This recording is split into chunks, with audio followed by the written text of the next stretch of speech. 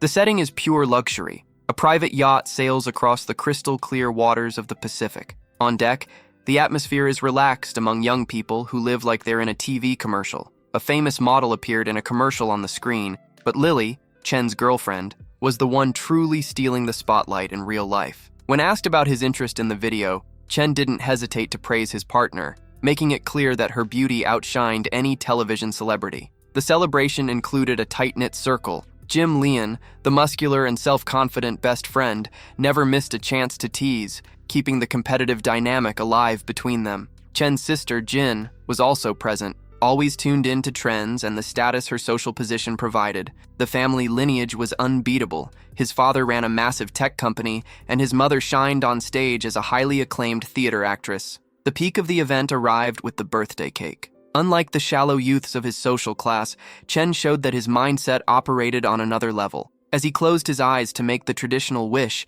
he ignored material wealth or power. His wish was direct and profound. He wished for world peace while he was still alive. Chen's life felt like a perfect script, with money in his pockets and a guaranteed future ahead. But the house of cards collapsed quickly. Everything fell apart when his father's company was hit with a bombshell, a false accusation of technology theft. The lie spread like wildfire, destroying the family's reputation on a global scale. Chen's father tried to fight back, but the weight of injustice was overwhelming. With no strength left to face the public backlash, he gave up everything and took his own life. Grief turned the mother into a ghost. She locked herself inside a cocoon of silence and tears, ignoring her own children. The hope that time would heal the wounds died when the siblings returned from school and found their mother's body. Despair had claimed another victim. This sequence of deaths and disgrace shattered little Yin's mind. The trauma was so deep that her medical condition spiraled completely out of control. For the doctors, the damage was unpredictable,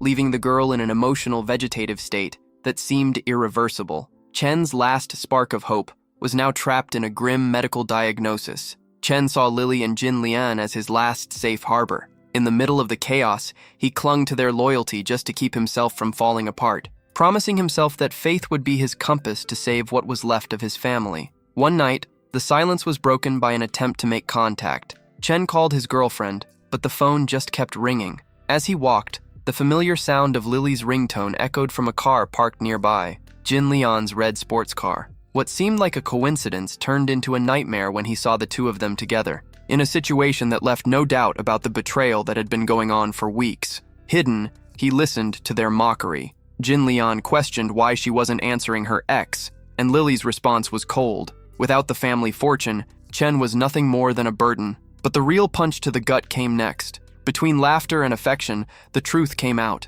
Jin Lian's family had been the masterminds behind the sabotage that destroyed Chen's father's corporation. The best friend wasn't just a romantic traitor, he was the architect of Chen's ruin. Chen froze, feeling his world collapse for the second time. Hatred pulsed through Chen's veins. He remained in the shadows for a few more moments, absorbing every detail of that cruel confession until the last drop of doubt disappeared. He had made up his mind. The traitors would fall. In a burst of fury, the young man charged at the red car, unleashing his anger with violent kicks against the metal body. He wasn't just furious, he was prepared. The entire incriminating conversation had been captured on his voice recorder. Chen wasted no time and handed the evidence over to the authorities. The impact was immediate and devastating. The news exploded across the media, destroying Jin Lian's family empire and burying Lily's career within hours. Cornered and panicked, the two traitors watched their world crumble, but Jin Lian wasn't willing to accept defeat so easily. As Chen walked away,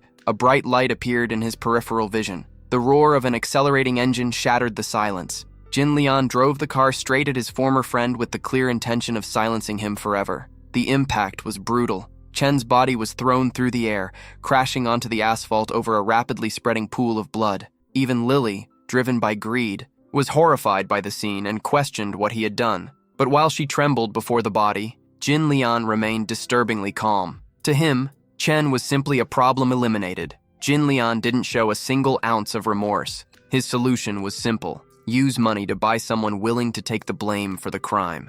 On the asphalt, Chen's vision began to fade. He watched, paralyzed and bleeding, as the red car's taillights disappeared into the distance, carrying the two traitors away. Death seemed certain, but the darkness didn't last. Chen woke up in an impossible place, an endless void with no limits, no floor, and no ceiling. The silence was broken by the sudden appearance of a girl with pink hair and striking ears. Her name was Doki, and she wore customized earrings. Without hesitation, she revealed that she knew exactly how he had ended up there, and all the misfortune he had suffered. Doki made a tempting offer. If he sought justice for his family, she could help. He would only need to call her name. Confused and in shock, Chen could only think about escaping that bizarre place and demanded that she set him free. However, the girl was direct. Returning to his old reality was impossible. Chen was now inside the Temple of Knowledge, a sanctuary that preserved the entire legacy and achievements of humanity. Doki explained that this place contained thousands of years of human evolution, and that she, as the temple's highest authority, was the key to Chen's revenge. Still dazed, Chen admitted that the name Doki only reminded him of a video game, which left the girl visibly irritated by the newcomer's ignorance. To her, Chen was being far too slow to understand the magnitude of the situation. Her name carried the weight of someone who mastered knowledge itself, but the hero didn't care about titles. The hatred burning inside him for the traitors was stronger than any curiosity. Chen's plan was simple: use the recorded audio to destroy his enemy's reputation through the police system. However, Doki threw cold water on his strategy. She explained that returning wouldn't be as simple as going back in time. By being reborn into a new timeline, the family tragedies would still exist, but the digital evidence would vanish. In that new version of the universe, Jin Lian's crime would be erased. The hit and run would no longer be an attack, but an accident caused by Chen himself after crossing the street recklessly. If he wanted justice, he would have to play the game very differently. Chen's fate made a sharp U-turn. The deadly car impact turned into a minor scooter collision, leaving him with nothing more than a broken arm. While he tried to understand the glitch in reality, Doki explained the disaster. In her attempt to preserve the world's knowledge, she caused an error that left humanity ignorant. Geniuses disappeared, and the population became overwhelmingly dumb, forgetting how civilization itself worked. To fix this mess, the girl chose Chen as the one who would bring progress back. She installed the Smart Boy system directly into his brain, turning the hero into the only brilliant mind on a planet full of idiots. Now, he held the blueprint to rebuild everything and crush those who betrayed him using pure intellectual superiority. To activate the system, the command was simple. He just had to call Doki's name. She explained that Chen's performance would be monitored through daily evaluations. If he slipped and his score dropped, punishment would come instantly. In exchange for points, he would gain access to a store filled with permanent items or single-use tools,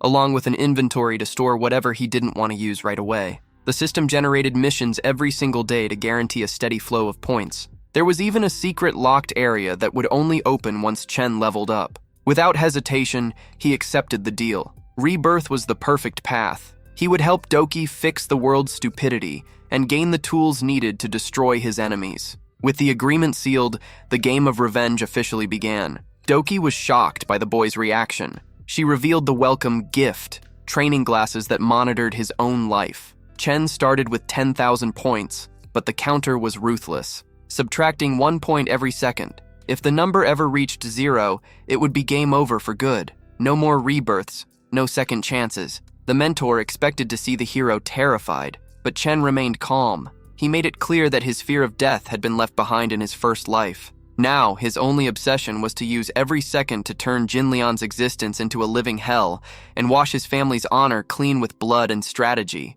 When he woke up in the new world after the accident, the reality of global stupidity quickly revealed itself. Chen checked the internet and saw that the hottest trending topics were the alphabet and basic multiplication tables. On a planet where elementary knowledge had become a luxury item, the hero realized that his intelligence would be his deadliest weapon. It became clear that this wasn't a parallel dimension, but the same world that had simply grown unbelievably dumb. Little Jin, after hearing about the accident, regressed even further and started acting like a small child. Trying to comfort her brother, she offered him an innocent handshake. Chen pretended everything was fine so he wouldn't worry her, but the truth was that he didn't even feel pain. What burned inside him was the anxiety for revenge. 1 month later, Chen left the hospital and returned to school. He and his sister were taken in by Uncle Lee, an old ally of their father. With the help of their new guardian, the hero secured a spot at the most elite school in the country, a place where only geniuses or heirs to colossal fortunes were accepted.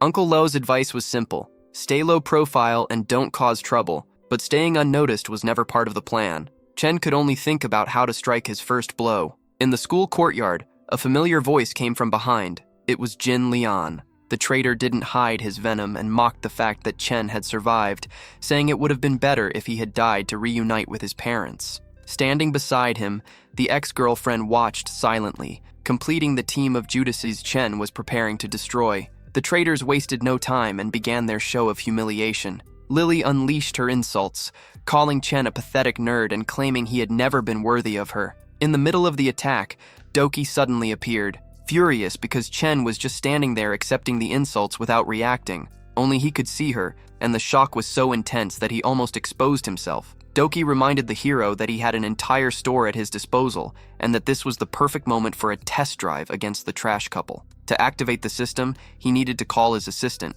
but a whisper wasn't enough. Under pressure, Chen shouted her name at the top of his lungs, making everyone in the courtyard think he had completely lost his mind. The system finally opened, but the starting inventory was basic. Doki explained that the catalog would improve as he leveled up. Without hesitation, Chen cleared the shelf and bought everything. A cap that drained intelligence, a tactical banana peel, and a special mask. As soon as he put on the accessory, he gained a bizarre ability that allowed him to manipulate situations in his favor. The counterattack had just begun. With the mask activated, Chen gained an overpowered ability. Time froze for everyone else, allowing him to analyze his rival's weaknesses. The system revealed that Lily's weak point was her obsession with hygiene. When time resumed, the hero didn't hold back and compared her expensive perfume to the smell of a landfill. Lily snapped, demanding immediate apologies while other students started gathering around to watch the drama unfold. Doki watched everything with excitement.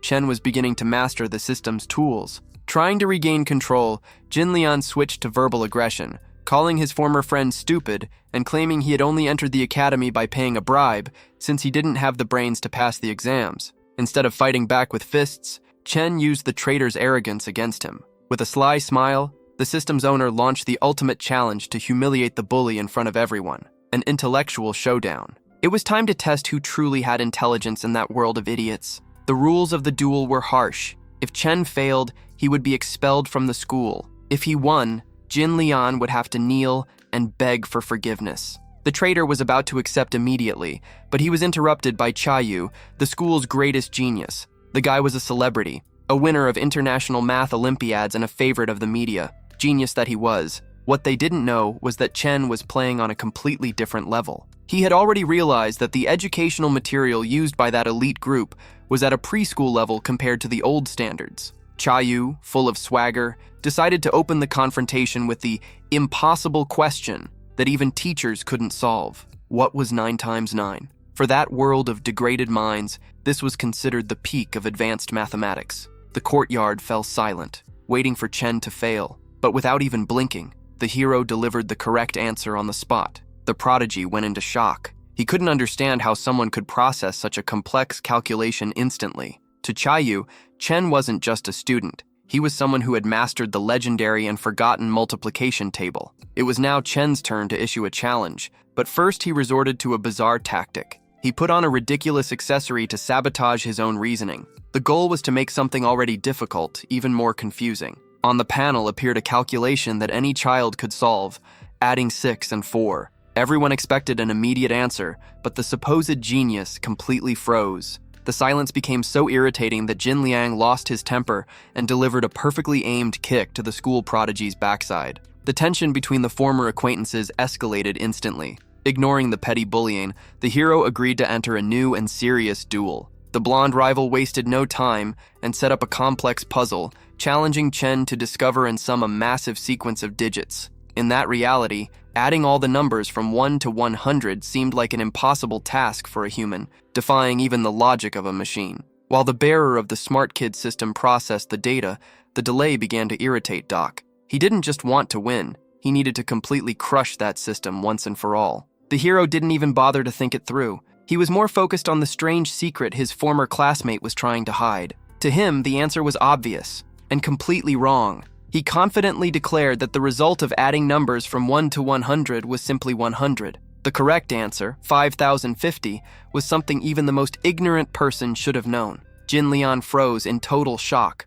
Sweat ran down his face as hatred and desperation took over. The atmosphere turned heavy. Instead of accepting defeat and kneeling as promised, the bully chose ignorance. He would rather crush his rival's skull than admit he was wrong. Breaking the agreement, he lunged forward with clenched fists. But fate had a ridiculous plan waiting. A banana peel, strategically placed by the owner of the intelligence system, suddenly appeared in his path. The result was a historic embarrassment. In front of everyone, the most dangerous bully in the school ended up sprawled on the floor, finishing on his knees at the feet of the newcomer right there in the dormitory. The bully's fall to the ground wasn't enough to end the humiliation. The hero grabbed his former classmate by the face and delivered a final warning, making it clear that every act of cowardice would come with a price. Without looking back, he walked away from the scene, but the reckoning had only just begun.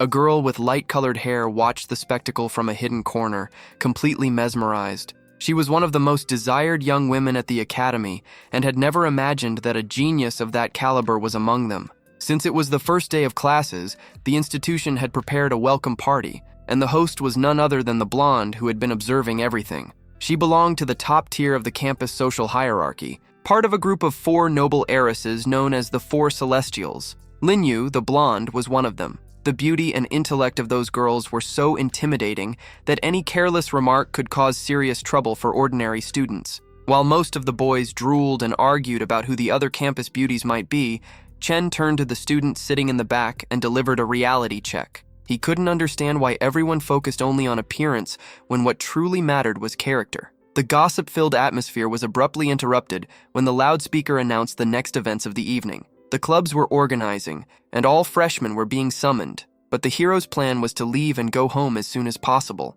What he didn't expect was a surprise from the system. A thunderous alert exploded inside his mind. The artificial intelligence warned him that his points were running critically low. He had only 1 hour left to live and needed to focus on earning credits immediately. The realization hit him right afterward. He had forgotten to remove the cap that sabotaged the school genius's reasoning. The poor guy was still there, frozen on a basic addition problem, suffering and unable to move forward. Since Chen had left the device activated, every second drained a precious point. The rules were cruel and poorly explained, and they had nearly driven him into bankruptcy. Finally, the hero deactivated the accessory and freed the prodigy. With his brain returning to normal, the boy finally shouted the obvious answer, 10. Despite the mistake, the virtual assistant brought a solution, revealing a special mission to recover the losses. The challenge was intense. He would have to participate in club activities and earn the title of the most popular student at the academy. The big-eared virtual assistant realized the situation was serious, but time was running out. With death breathing down his neck, the hero had no choice but to accept the challenge. He still felt uncomfortable with Doki's attitude, but he understood that he needed to change his behavior. She wasn't just any secretary, and calling her by the correct name was the first step to activating the official mission. The biggest dilemma in Chen's mind was his tutor's order. He needed to stay discreet and avoid drawing attention. How could he become the most popular person on campus without showing his face? Luck smiled on him when a member of the theater club walked past and, by pure accident, dropped a mask on the ground. It was the perfect opportunity. With his face covered, he could gain fame while remaining anonymous. Disguised, he entered the math club. The place was packed, and the walls looked like a maze of calculations and formulas. The initial challenge was a visual puzzle. Determine the total number of squares hidden within a board. The test was an aggressive filter, designed to fry the brains of even the most experienced university students. The club leader approached Chen with a tone of superiority, suggesting that he shouldn't get frustrated if he failed, since the challenge was meant for seasoned veterans. With a condescending smile, he pointed to a childish board showing drawings of a cat and a fish,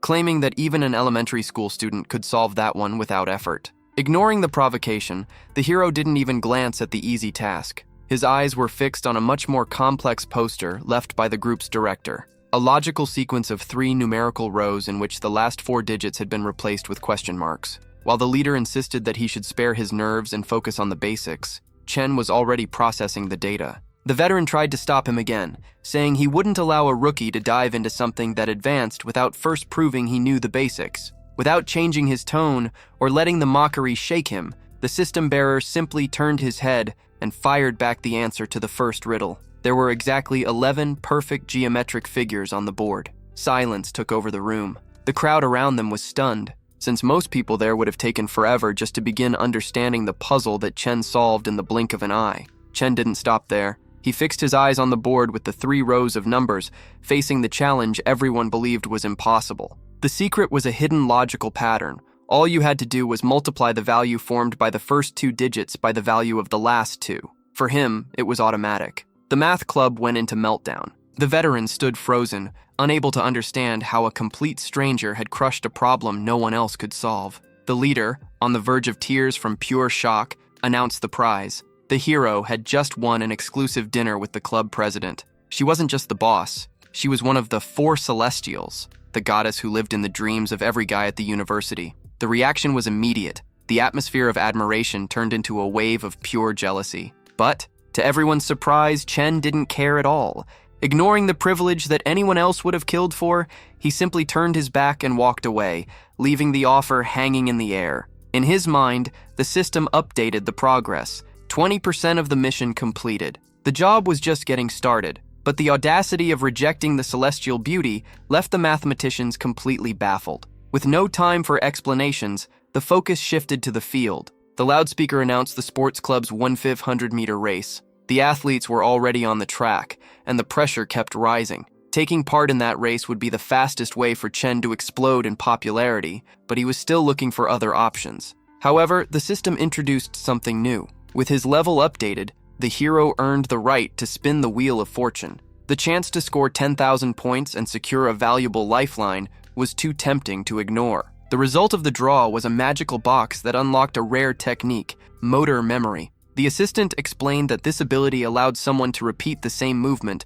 without suffering physical fatigue. It would be the perfect trick to hand copy an entire book without stopping, but Chen still needed to figure out how to apply it in practice right now. While he processed the new tool, the big-eared assistant was practically foaming with rage. She saw herself as the true key player there and felt offended by the boy's cold attitude, since he hadn't even thanked her for the upgrade. In her eyes, the new master was an irredeemable jerk, and she was already losing patience trying to be nice to him. Far from there, the competitive atmosphere was heating up. At the starting line, the campus track star was already in position. Liai, a veteran with years of experience on the track and plenty of stamina, was ready to show why he was the best in the institution. When he noticed the hero, the veteran athlete let out a mocking laugh behind his mask. He found Chen's outfit ridiculous for a race, wondering if the kid had gotten confused and thought he was in a theater. The contempt was mutual. Chen simply ignored him, which made the local athletes boil with anger. No one had the audacity to ignore the king of the track, and he was about to prove why. The starting signal fired, and the competition began fiercely. Kai and the system holder shot ahead, leaving the rest of the competitors eating dust. The professional athlete was shocked by Chen's explosive start. To him, spending that much energy at the beginning of a 1.5-kilometer race was pure amateur behavior. He was certain the masked runner would burn out in seconds. However, 500 meters passed, and Chen's pace didn't drop even a fraction. The crowd was in a trance. Desperate and convinced his rival must be under the influence of something, Kai went all in, activating his maximum burst mode. The effort was brutal. Sweat flooded his face and his breathing began to fail, but the real shock came right after. When he looked to the side, Kai saw the hero holding a book. Chen was calmly reading while running at record speed. The audience went wild at the surreal sight of someone studying during an endurance race. Without losing focus on his reading, the masked runner crossed the finish line in first place, completely shattering the college record. While the sports star collapsed to the ground, knocked out by total exhaustion just a few meters before the finish, Chen didn't even look winded. An ambulance had to be called to assist the humiliated veteran. With the victory, the system announced that the mission was now 50% complete. To finish the job, Chen needed an audience, and his eyes turned toward the Logic Club, which was surrounded by a crowd drawn in by this year's legendary prize. The grand prize was anyone's dream, a VIP ticket to the pop diva One Phase concert. Nearby, a white-haired girl was analyzing the challenges and looked frustrated. They were brutal logic puzzles involving complex 6-digit combinations based on clock times. For the hero, it was nothing more than child's play. While the other students calculated that it would take days to crack the codes, Chen grabbed a pencil and began marking the answers with surgical precision. The white-haired girl was mesmerized by his speed. It looked like he was simply filling out a grocery list, not solving high-level riddles. In record time, He crushed all 50 tests and tossed the paper aside with the confidence of someone who owned the game.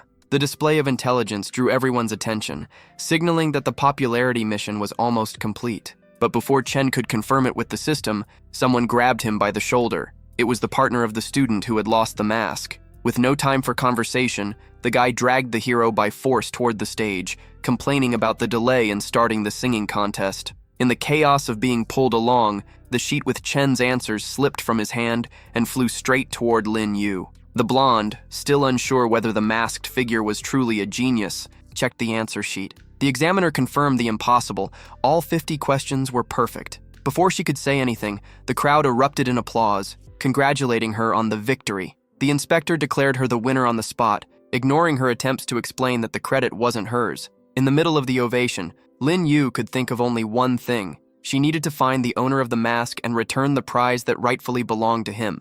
Determined to fix the mistake, the white-haired girl set out to find the masked figure and return the prize. She followed the crowd to the singing contest, where a pink-haired contestant wearing a white mask was dominating the stage. The performance was flawless, pushing the level of the competition to the absolute limit. Meanwhile, Chen's clock was ticking like a time bomb. Since he hadn't managed to officially submit the logic tests, the system froze his progress at 50%. With only 5 minutes of life left, panic hit hard. He needed an immediate impact to turn things around. With no time to hesitate, he was called into the spotlight. On stage, the hero's mind raced at full speed. He needed something no one there had ever experienced before. Then it clicked. That generation didn't know the classics. He decided to bet on an epic composition, the kind that survives for centuries. Gripping a guitar, he prepared for a cultural shock. The previous singer received a standing ovation, and the overall mood was that the trophy already had an owner. The head judge, a renowned and strict composer,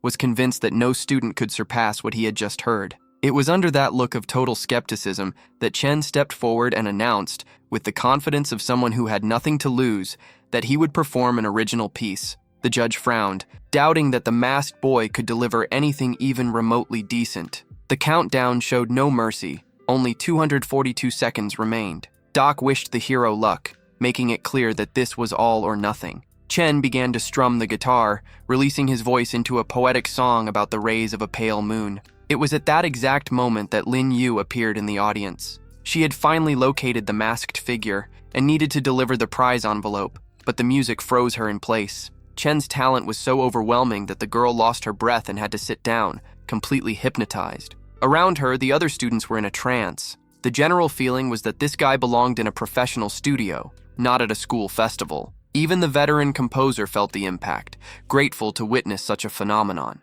When the last note echoed, Chen opened his eyes expecting the crowd's reaction, but instead found a dead silence. The emptiness was so absolute that panic struck. Had he hit the wrong note? Inside the system, Doc fell into despair, shouting that the plan had failed and that progress was still stuck at 50%. It felt like the end of the road. Suddenly, the silence was shattered. The auditorium exploded into a deafening ovation, with shouts of "masterpiece" and demands for an encore coming from every direction. There was no longer any doubt about who the champion was. At that same second, the system panel lit up with the message, "Mission accomplished." Chen's popularity had reached the top. The relief was so intense that the assistant nearly cried when she realized the risk of death had vanished. At the foot of the stage, tensions rose when the famous judge tried, at all costs, to negotiate the rights to the song. He was desperate to know whether the boy's repertoire held more gems like that, but Chen didn't play along. He cut the conversation short, saying he wasn't an artist and had no interest in music.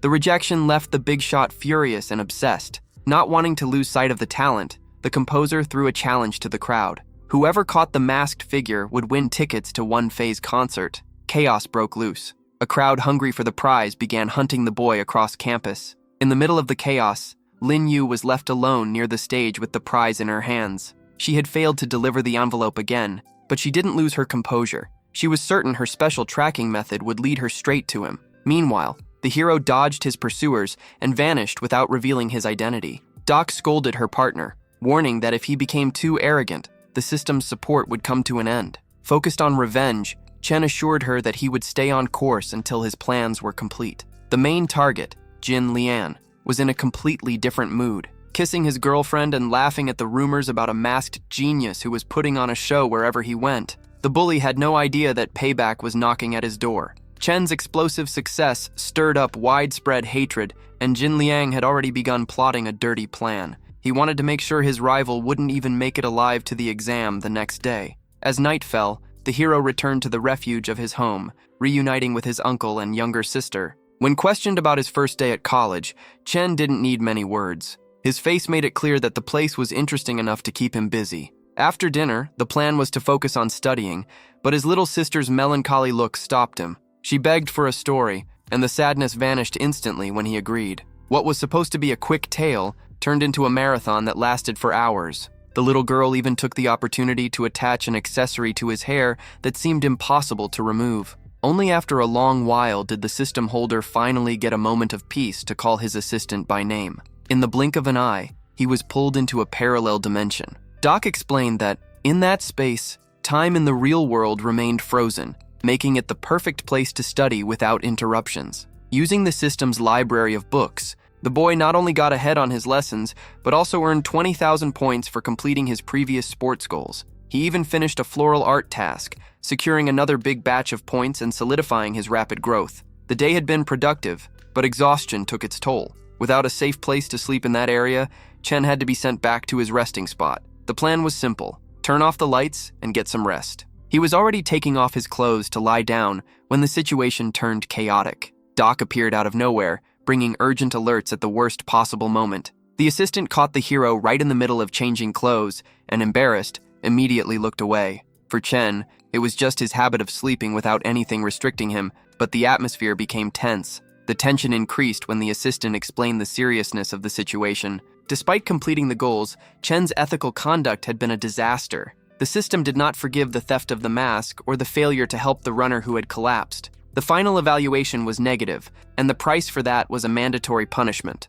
The punishment mechanism was activated, a roulette wheel of humiliating challenges. The pointer stopped on a mission to confess love to a complete stranger. The assistant tried to comfort the boy, reminding him that publicly declaring his feelings, no matter how embarrassing, was still better than the alternative of standing naked in a public square or facing certain death for disobeying the system's orders. On the way to school, Chen's defeated mood was suddenly interrupted by the screeching sound of tires burning rubber. At the intersection, an out-of-control truck nearly caused a tragedy, passing just inches away from a fatal collision. The hero wouldn't have time to dwell on his punishment. The real danger was right in front of him. The crash had been set up. A driver paid by Jin Liang had one clear mission: take the life of his former partner for a hefty payout. But the plan went wrong when a black car cut in front of the truck, triggering a violent collision. The criminal fled the scene without looking back, leaving an elderly woman seriously injured and unconscious among the wreckage, all under the shocked eyes of the students on the school bus.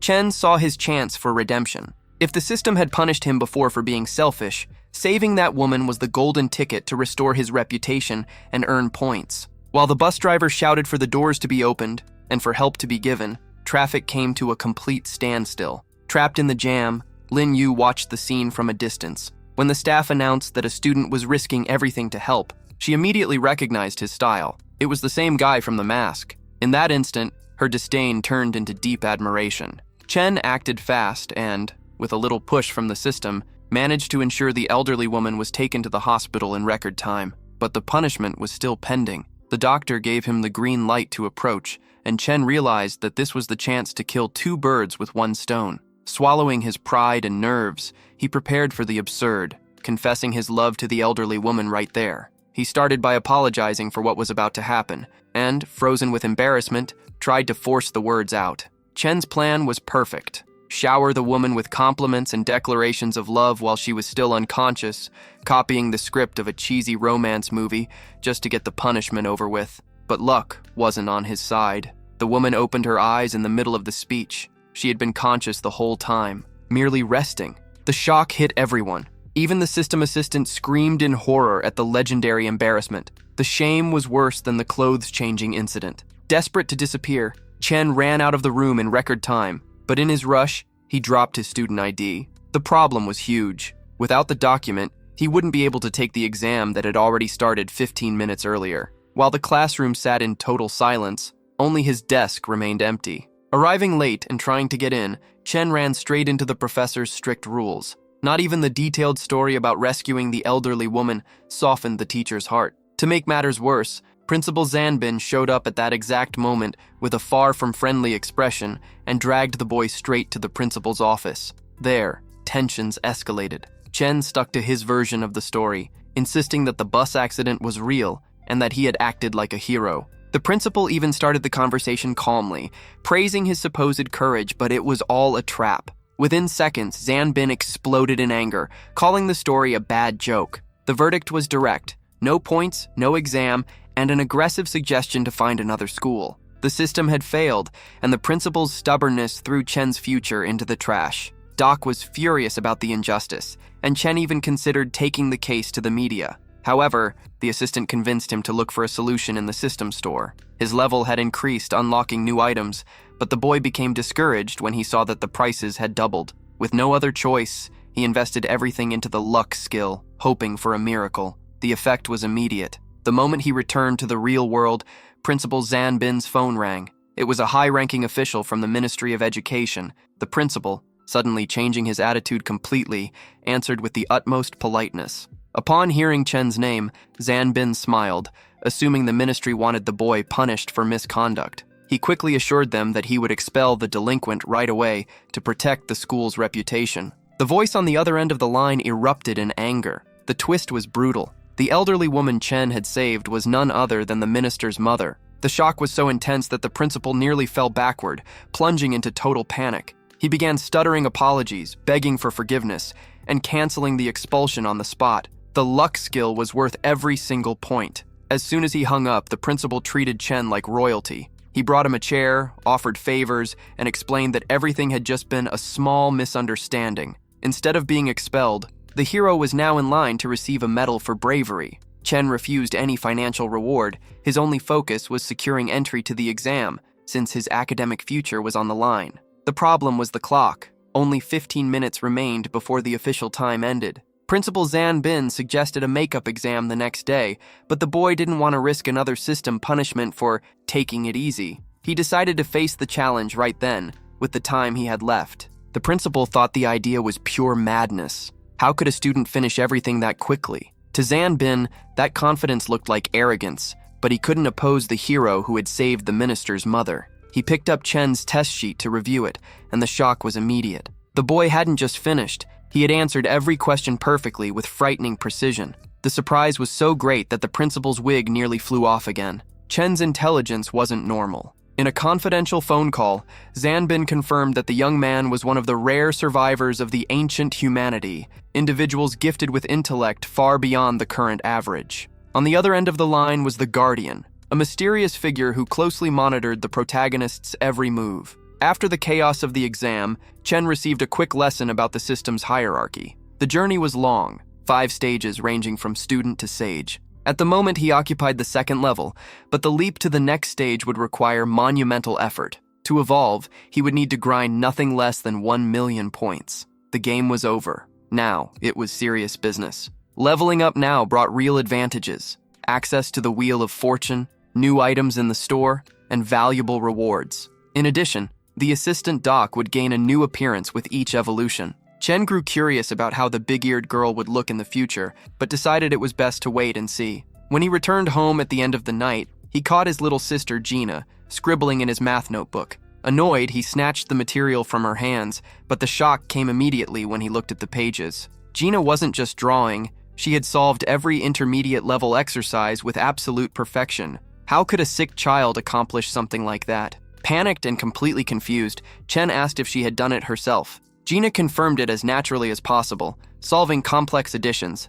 like 489 plus 597 in seconds. That was impossible for someone in her condition. That was when their uncle walked into the room with a serious expression and interrupted the scene. The man explained that there was no need to test the girl, because it was something natural. Just like Chen, Gina was also a survivor from the old world, gifted with advanced cognitive abilities. The tutor, who seemed to know far more than he was revealing, tried to reassure the boy, guaranteeing that there was no reason to be afraid, and that he had crucial information to share about the family's true origin. The situation was worse than Chen had imagined. A mysterious villain had sabotaged humanity's progress, turning most people into degenerates. individuals who use technology but are incapable of understanding how it works. In the middle of that mass, the few who still retain the intellect of the Golden Age are called survivors. Survival, however, comes at a price. A dark faction hunts these geniuses to wipe them off the map, while resistance organizations try, with little success, to keep them alive. Chen was shocked to discover that even the protection groups were being slaughtered. Doc, the assistant with animal-like ears, simply observed in silence. Her role was to manage data, and she knew the boy needed to learn the most valuable lesson of all: stay invisible. Even the impossible test from Principal Zanbin made sense now. It wasn't just academic sadism, but a way to identify survivors and try to save them. After his uncle left the room, taking Gina with him, Chen was left alone with his thoughts. Before, he believed he was the only normal person in a world of idiots, unable to understand how electronics and machines still existed if no one seemed smart enough to create them. The realization finally hit him. He and his assistant had been naive. The world was a deadly chessboard, and he was a key piece. The next day, while walking to school, Doc's tone was serious as she asked what his next move would be in that war zone. The plan now was to stay off the radar. When the test results for class placement were released, the courtyard turned into a human swarm. Since Chen had failed the language test, his name ended up at the very bottom of the list, placing him directly into the 10th group, the worst class in the school. While the crowd checked the names, an arrogant guy puffed himself up and began publicly humiliating those in the last group, calling them idiots who shouldn't even be there. The tension escalated immediately. Liai, the class athlete, already had his fist clenched, ready to smash the loudmouth's face, but Chen stepped in before the first punch was thrown. He knew that physical violence would only bring unnecessary trouble. The arrogant guy was named Dibea. He ranked 145th and was in the 5th group, but his grades were far too mediocre for someone acting so superior. Chen decided to humiliate him where it hurt the most: intelligence. The hero issued the challenge, a riddle. If Dibea answered correctly, Chen would make a public apology. Thinking that a dummy from the 10th group couldn't possibly come up with anything difficult, Dibea accepted the bet with a mocking grin, unaware that he was walking straight into an intellectual trap. The bet was sealed. Chen walked to the board and scribbled a sequence of numbers representing Dibea's rank, score, and initials. The challenge was simple: decode the word hidden in that code. The arrogant grin disappeared instantly. The logic required complex multiplication and division operations mixed with letters. The result of the riddle was a masterstroke, an expression used to describe a harmless idiot. The humiliation was silent and precise. Foaming with anger, Dibea demanded to know the name of the person responsible for that feat. With complete calm, the hero introduced himself as Chen, the bottom-ranked student of the 10th group. Shock froze Dibea when he looked again at the scoreboard. How could someone from the last group have achieved a perfect score in math? Meanwhile, Lily and Jin watched everything from the shadows. Lily was consumed by hatred. Her plans to get rid of Chen were failing miserably. In the middle of the chaos, the hired criminal realized he couldn't rely on intermediaries anymore. He would have to eliminate his former partner with his own hands. Linyu was also watching the scene closely. Used to exposing frauds, she felt a spark of curiosity. She still kept the envelope with the fair answers, and when she compared the handwriting and logic Chen used on the board with what was written on the paper, the realization hit her. The pieces fit perfectly. The new student and the mysterious masked young man were, without a doubt, the same genius. The first class was a reality check. The teacher presented a childish song about dogs as if it were the greatest literary work of all time. Chen watched everything in silence, stunned by the collective stupidity, until the bell finally set him free. During recess, the scene was bizarre. Teenagers acting like kindergarten kids, running around with toys everywhere. A classmate wearing headphones approached him to thank him for the humiliation Dibea had suffered, but Chen coldly brushed the guy off. Doc appeared right away, warning that his lack of charisma would destroy his social score. The trauma from his previous punishment, having to confess his feelings to an elderly woman, hit hard. The hero immediately switched gears and forced a friendly smile so he wouldn't mess up the system. The group found the change strange, since before he had been a bottomless pit of rudeness,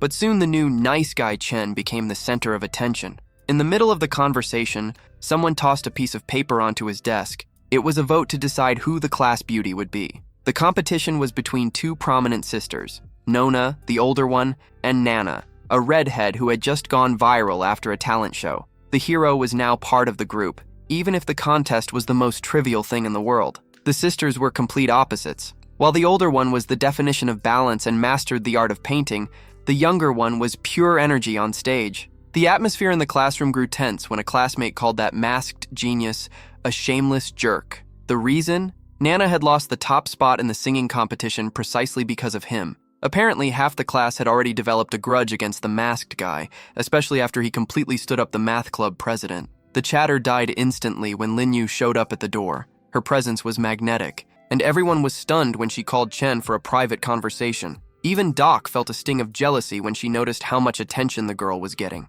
Once they stepped outside, Chen tried to keep up his ordinary guy disguise, asking what the school's elite wanted with him. Lin Yu didn't buy the act and told him to cut the fake modesty. She got straight to the point. No ordinary person could create a riddle at that level. While the curious students in the classroom tried to read lips and even used binoculars to spy on them, Lin Yu handed over the card with the fair answers. The proof was undeniable. The handwriting on the paper was the same as the one he had just left on the board. The secret was now on the table. Chen knew he needed to hide his special abilities for safety, following the warning he had received earlier, but Lin Yu was persistent. She put on a little performance, pretending to be jealous, but her real goal was noble, to make sure the true prize reached the person who had actually won the challenge. The private conversation with Lin Yu created a complete misunderstanding inside the classroom. Since no one heard what was said, the class became convinced that a romantic confession was happening, especially when she extended that mysterious envelope toward him. The class athlete, who had always been crazy about the girl, felt the blow. He couldn't believe she had chosen the newcomer. To avoid even more attention, Chen made a master move and refused the envelope. He played it off by claiming she had mistaken him for someone else, leaving his classmates in shock. To them, rejecting a goddess like Lin Yu was proof that the boy wasn't right in the head. Li Ai, consumed by anger at seeing his crush being rejected by an arrogant newcomer, completely lost his temper. The athlete blocked Chen's path and challenged him to a duel right there. The hero was about to ignore the provocation, but the system chimed in with an irresistible offer, 50,000 points if he accepted the challenge and won. Faced with such a huge reward, Chen changed his mind and accepted the invitation to the Lyceum Competition Gymnasium. The rules were clear. The loser would have to obey any command given by the winner. Beyond pride, the school ranking was also at stake, which could lead to valuable scholarships. Doc warned that the mission was practically suicidal, since the opponent was the 8th best player in the school, while Chen was considered a complete nobody in sports. With the tone of a high-stakes gamble, the hero chose basketball. Li Ai almost fell to the ground laughing.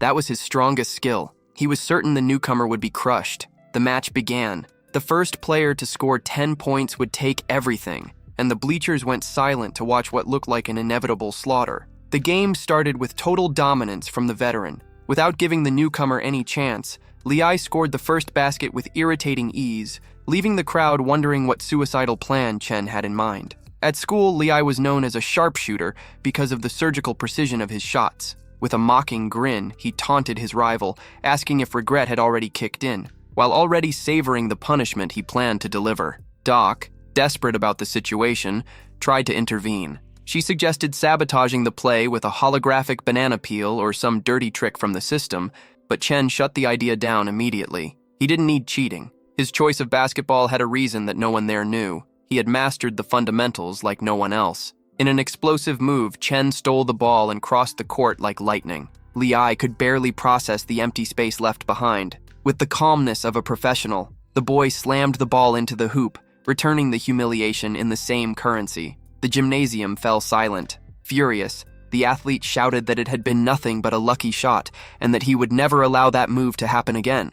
The system assistant was almost bursting with anger at both of their stubbornness. She couldn't understand why the system's owner insisted on taking unnecessary risks when he had cheats available. But Chen was direct. He just wanted to be left alone to enjoy the game. Defeated by the boy's stubbornness, Doc simply crossed her arms and let him continue playing. The clash between the two turned into a high-level spectacle, with the advantage shifting back and forth the entire time. The tension was intense, and after a wild sequence of plays, Chen was one step away from sealing the victory. Fatigue was hitting hard, and sweat was running down both of their faces, but neither of them was willing to give up. With the score locked at 9-9, the next basket would decide the fate of the duel. Chen launched his final attack, and Li Ai, desperate to avoid humiliation, jumped with everything he had left. He managed to touch the ball with the tip of his fingers, deflecting the shot and celebrating what he believed was the end of the play. What he didn't expect was the smile on Chen's face. In the very last millisecond, the hero activated an item from the shop, a special measuring tape capable of manipulating physics. The ball's trajectory corrected itself in midair, ignoring Liai's deflection and dropping cleanly into the basket.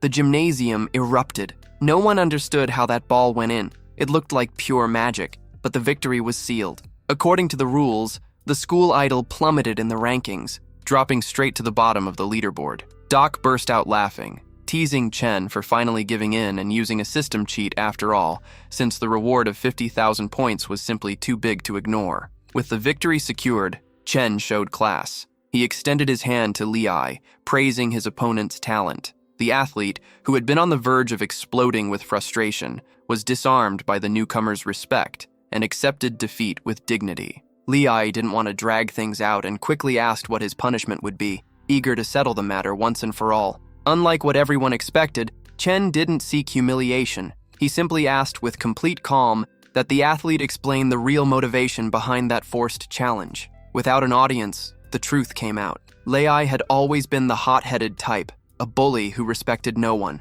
In the past, during one of his violent outbursts against someone weaker, Linyu had stepped in. She wasn't intimidated and threatened to call the police, forcing the aggressor to back down. To Liai, that courage was fascinating. He began to see her as someone almost sacred, the only person with the moral strength to stand up to him and still care for his injuries afterward. Chen quickly understood the situation. The athlete wasn't the victim of the story, but the villain who had been tamed by Linyu's character. The conversation grew tense when the topic shifted to Chen's supposed rejection of the girl. Liai lost his patience, grabbing the hero by the shoulder. He was obsessed with the idea that Chen had turned down a love confession from Linyu, a rumor that had already spread like wildfire through the school hallways. The gossip grew massive, reaching even the student council. Vinden, one of the assistants and a close friend of the president, confronted Linyu with outrage. She refused to accept that a newcomer had rejected the most admired girl in the school. Pressured and visibly irritated by the chaos,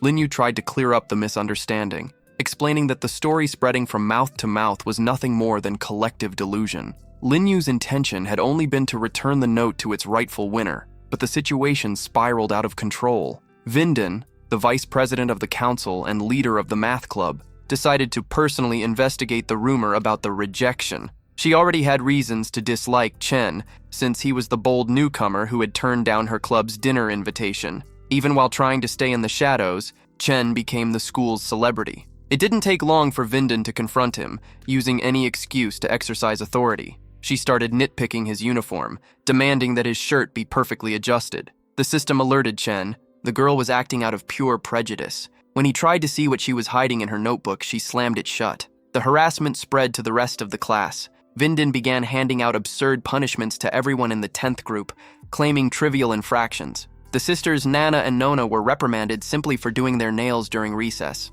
The official excuse was punishment for spreading gossip about Linyu, but Vinden went as far as inventing ridiculous rules, such as banning the use of compasses to draw circles. Tired of the abuse of power, Chen issued a bold challenge. If he could draw a perfectly straight line using only a standard compass, the council would have to cancel all the punishments given to the class. Vinden, intrigued by the technical impossibility of the task, accepted the bet but imposed strict conditions. The compass had to be standard, and the use of rulers was strictly forbidden.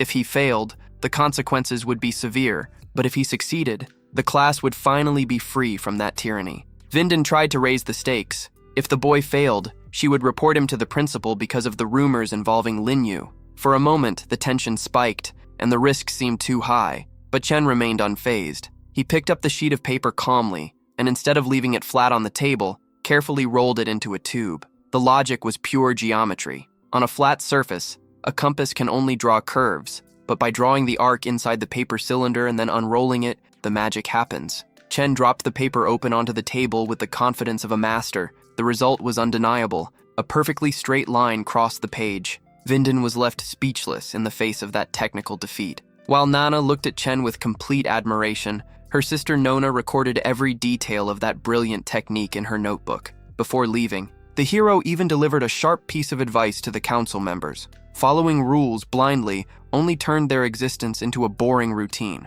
The class walked out with their heads held high, but Doc quietly complained, feeling that the system never received the credit it deserved. The peace didn't last long. As soon as they stepped into the entrance hall, they ran straight into Principal Zanbin. He was furious, shouting like a wild animal and demanding explanations for the chaos. Without wasting time, the students fired back and reported Vinden, accusing her of abuse of authority and targeted harassment against the 10th group. To settle the argument, the class used mathematics. The probability of randomly selecting 6 students from the same group across the entire school was practically zero, proving Vinden's persecution. As soon as Zanbin saw Chen in the middle of the conflict, realization struck. He remembered the direct orders from the minister and immediately changed his attitude. To save himself, the principal shifted all the blame onto Vinden, demanding that she write a formal letter explaining her behavior. Meanwhile, he treated Chen with exaggerated submission, acting almost like a loyal servant. The classmates were stunned, watching the hero walk away unharmed from a situation that would have destroyed any other student. Vinden suffered a mental breakdown. She couldn't understand why the principal was protecting that newcomer. In the middle of the chaos, Jin Lian approached her with hidden intentions, making serious accusations and claiming that a dangerous intruder was illegally roaming around the school. The thug tried to recruit her into an alliance, hoping to use the council's influence to crush Chen once and for all. As night fell, Chen returned home frustrated. The system's progress had stalled at level 2, and Doc explained that the reason was a lack of influence. He needed to start spreading knowledge in order to evolve. To achieve that, the system unlocked a secret tab to recruit missionaries, loyal allies and specialists who would help his cause. The problem was that he had no idea where to find people like that. To top off the day, the system chimed in with the final evaluation. Chen thought he had done well, but Doc warned him not to celebrate too soon. Sure enough, because he had torn and damaged the Academy's rule sheet during the Compass Challenge, the system applied a bizarre punishment. Now, the hero would have to dress like a woman and walk into a lingerie store. Apparently, the system's creator had a very twisted sense of humor. The situation seemed like a dead end until Gina, his younger sister, walked into the room. That was the spark he needed. Doc, always sarcastic, pointed out the obvious. The women's wardrobe was right there, serving as the perfect solution to the punishment. Chen could barely process the absurdity of reality as he found himself forced to face his own reflection. At the end of the transformation, even the system assistant herself was impressed with the result. The hero had turned into a surprisingly beautiful girl, which made everything even more ridiculous and hard to take seriously. The goal now was just one: run to the nearest lingerie store, complete the mission, and bury this story forever. Luck, however, had never been on his side. On the way, Chen spotted a group of classmates excited about the release of a new movie. To avoid being exposed and carrying that embarrassment for the rest of his life, he took refuge in the first cafe he found. His bad luck was complete. The guys had the brilliant idea to watch the movie right there at that very place, drawn in by the TV and the video game available inside. Cornered, Chen begged for some kind of invisibility item from the system shop, but Doc was merciless. The punishment rules forbade any kind of shortcut. He was on his own, dressed as a woman, and just a few steps away from being discovered by the entire group. A girl with a melancholic appearance settled near the group, immediately drawing attention. Kai and his friends were intrigued by the stranger's sadness, commenting that even without seeing her face, her silhouette was unusually beautiful, something that left the team's athlete impressed. As a gesture of kindness, they decided to buy a cup of bergamot tea for the mysterious young woman. Doc seized the moment to mock him, warning Chen that his friends were about to approach him and that he should celebrate his popularity. Seeing the net closing in, the hero took advantage of a distracted employee to dash out of there like lightning. The plan now was simple: walk into the lingerie store, grab anything, and disappear. But the discomfort was huge, since his sister's tight clothes and sneakers made every movement difficult. As soon as he stepped into the store, Chen's nervousness was obvious. He tried to grab the first item he saw so he could pay quickly, but a proactive saleswoman blocked his path. With a trained eye, the woman insisted that model wouldn't fit and tried to push a specific set on him. With no way out and not wanting to raise suspicion, the guy was ushered into a fitting room to try on the merchandise. The situation, which was already a nightmare, reached a critical level when Linyu walked into the same store. She was looking for something new, but ended up struggling with one of the pieces in the fitting room next door. With the clasp stuck and unable to fix it on her own, the student council president asked the girl next to her for help, without realizing that the stranger on the other side of the curtain was actually the classmate she had been searching for. The hero fixed the class problem in seconds, but as a precaution,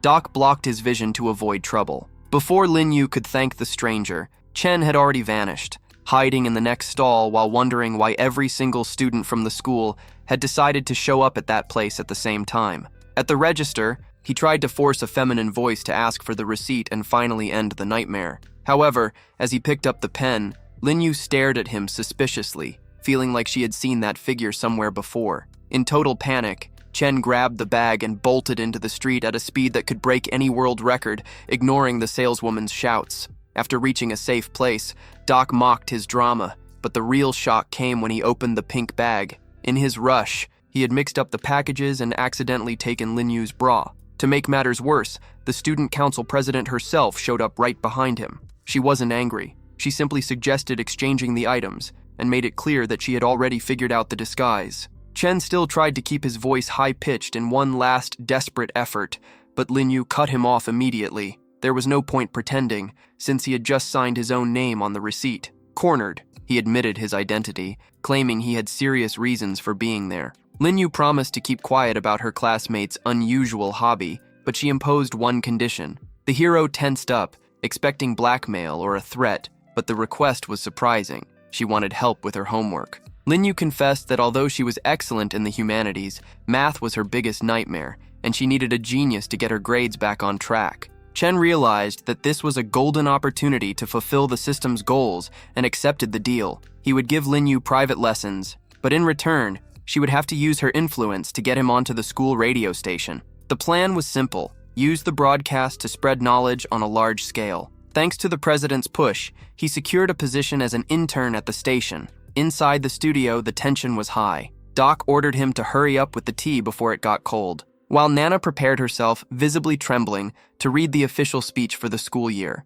Noticing the girl's panic, Chen stepped in to help, praising her tone of voice. The compliment worked, but the peace didn't last long. Debea suddenly appeared, oozing arrogance and making it clear that he was the one in charge there. The reunion was bitter. Debea was still consumed by hatred after the humiliation of the riddle and refused to be called an idiot. He bragged about being a veteran of radio, with diplomas and experience from an early age, and made sure to tear Chen down, saying that beauty didn't guarantee a job behind the microphone. When Nana let out a small laugh while remembering Debea's previous defeat, the man lost his temper and told the girl to shut up. The heavy atmosphere shattered Nana's confidence. Already inside the studio, she began to stutter non-stop, freezing in front of the microphone. Debea, taking advantage of the mistake, showed no mercy. He pointed out the technical error and declared that she wasn't fit for the role, ordering the girl to get out and return to the classroom. Chen couldn't stand watching the pointless humiliation. He confronted Debea head-on, making it clear that it was cowardly to take out personal hatred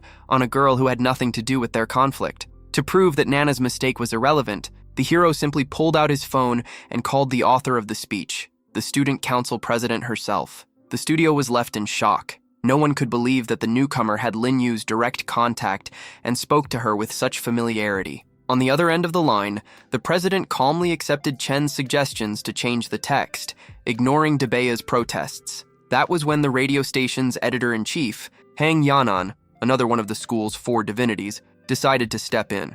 Yanan was sharp and blunt. She reminded Chen that he was only there because of a recommendation and that his self-confidence was crossing the line. If he kept trying to shine by stepping on the veterans, he would be kicked off the team immediately. She also confirmed that Nana didn't have the necessary technical profile, since she spoke far too slowly for the required standard of 4 syllables per second. Even under pressure, Chen refused to back down. He argued that charisma and audience engagement mattered far more than the mechanical speed of words. Yanan even agreed with his point, but she pushed back with a challenge. A broadcaster needs total fluency, and she bragged that she was 3 times faster than him. The hero sensed an opportunity and threw down the challenge. He proposed a bet. He would write 2 specific sentences. If Yanan could read them out loud within 10 seconds, he would accept defeat and Nana would leave. If the divinity failed, the girl would have her position at the station guaranteed. Meanwhile, the girl, in the middle of her desperation, tried to convince him to give up. She couldn't stand the idea of seeing someone else get burned just to try to save her.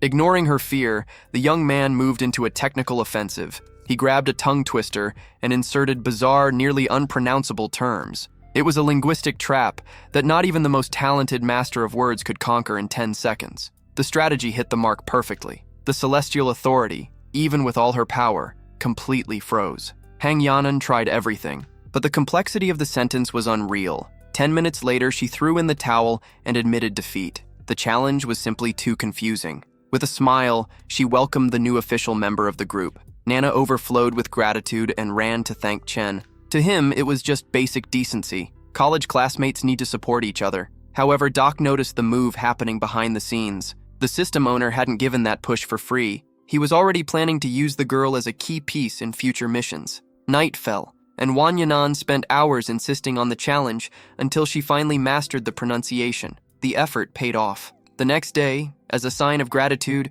she showed up with a carefully prepared lunchbox for the hero. The homemade feast looked amazing, showing that their partnership was only just beginning. The girl was eager to return the favor and hoped she wouldn't cause problems with her classmate's girlfriend. To her surprise, he was single, which left her glowing with excitement at the new possibility. The situation heated up when Doc showed clear irritation. The big-eared assistant didn't hide her jealousy and hated seeing other women circling around her master. In the middle of that tense atmosphere, Chen arrived at the studio with company, finding the place strangely crowded. The reason for the commotion was the presence of Lily Huang. Yanan found it odd to see the model all dressed up, since in a radio broadcast appearance shouldn't matter. Chen didn't waste time and tried to figure out what his ex-girlfriend was doing there. Security was tightened, and access to the studio was blocked for the main interview. When she came face-to-face with her ex, the traitor panicked. If the truth about her infidelity got out, her career would turn to dust. Cornered, she decided to go on the offensive. With drama worthy of a soap opera, Lily threw herself to the floor and accused the young man of betraying her best friend. The audience was left in shock. The protagonist couldn't believe his ex could be that low and manipulative. Exploding with anger, Chen demanded that she stop that ridiculous performance, since she was the last person on Earth with the moral standing to talk about betrayal. Even so, the farce continued. Lily cried buckets, pretending she had been used and deceived. The acting was so convincing that many people bought the lie, while the hostility toward Chen only grew in the room. The situation spiraled out of control. Within seconds, the atmosphere turned heavy and the attacks began. People started calling the girl all kinds of nasty names. Nana, outraged by the injustice, tried to defend her friend's honor, but the move backfired. The villain took advantage of the opening and mentioned the incident where Linyu had supposedly confessed her feelings, turning public opinion against the young man. With no intention of stopping the show, the actress slammed her foot on the gas of the lie and claimed that the protagonist had deliberately seduced her, taking advantage of her supposed innocence. In the heat of the moment, Debia suggested to the editor-in-chief that the hero be fired immediately to save the radio station's reputation. The tension was absolute. Everyone expected the young man to be kicked out, but the twist came from where no one expected. Instead of firing the boy, the Celestial Authority ordered the guest model to leave. Lily froze, unable to believe she was being thrown out. The reason was clear. Hang Yanan didn't care about gossip, but she could clearly see the pure malice in the story invented by the traitor. Lily lost control and confronted the editor, but she had no chance of winning.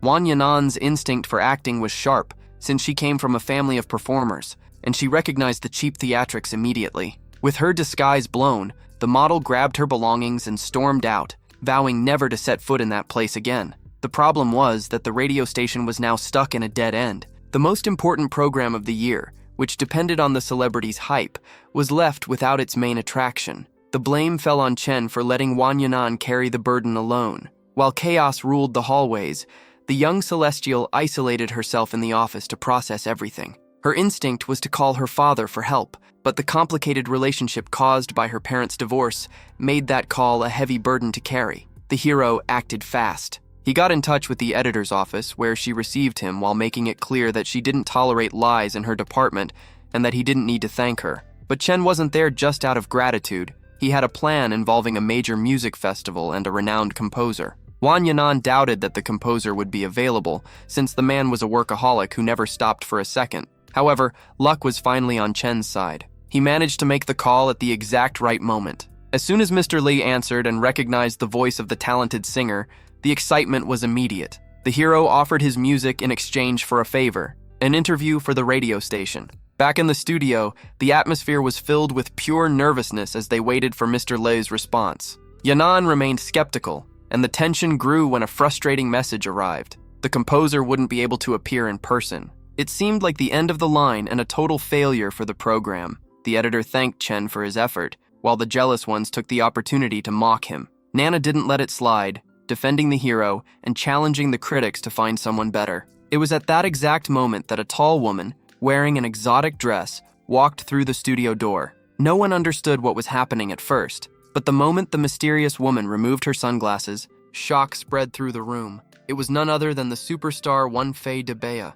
The impact of the singer's presence was so overwhelming that the radio staff nearly collapsed, with some people even needing medical attention after that epic twist. The star walked straight up to Chen and greeted him with a handshake, leaving everyone confused about how a simple student could have that level of influence. To avoid a disaster, the chief editor ordered a complete lockdown of the station. Doors chained shut and all cell phones turned off. If the rest of the students discovered who was inside, the building would not survive the chaos. Even as the noise outside began to grow, Wonfei remained calm, already used to the hysteria of fans. Hang Yanan tried to apologize for the mess, but the singer responded with humility, which only increased Nana's admiration since she was desperate for an autograph. Wasting no time, the interview began as soon as the editor asked what had brought her there. The singer almost revealed the truth about the promised song, but stopped herself just in time to keep the secret. The conversation lasted half an hour and became an absolute ratings success. With the mission completed,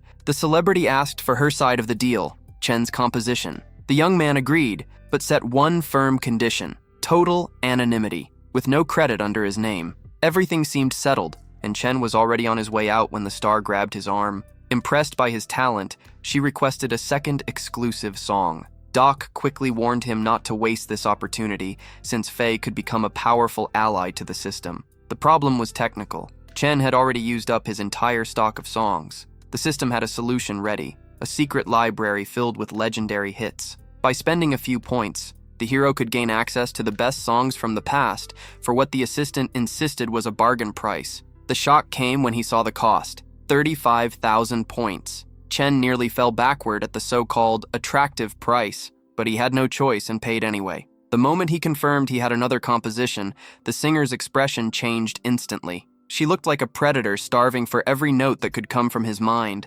sending a chill down his spine. The deal was sealed, and he handed over the sheet music. As she read the lyrics, the star began to hum softly and could not hold back her emotions. Living up to her title as a goddess, she reached perfection, performing the piece exactly as the original creator intended. The melody awakened memories of youth and first love, leaving her completely entranced. Watching from a distance, Nana finally connected the dots and discovered the identity behind the masked composer, raising her admiration for him to a whole new level. With the task completed and a positive evaluation from the system, Chen was finally able to rest at home. He even tried to help Linyu with her studies, but mathematics turned out to be a tougher challenge than expected. Meanwhile, at the sister's house, the atmosphere felt like an interrogation. Nona confronted Nana about her sudden obsession with Chen. Her behavior made it obvious. She cooked for him and constantly acted like his personal bodyguard. Under pressure, Nana denied having any romantic feelings,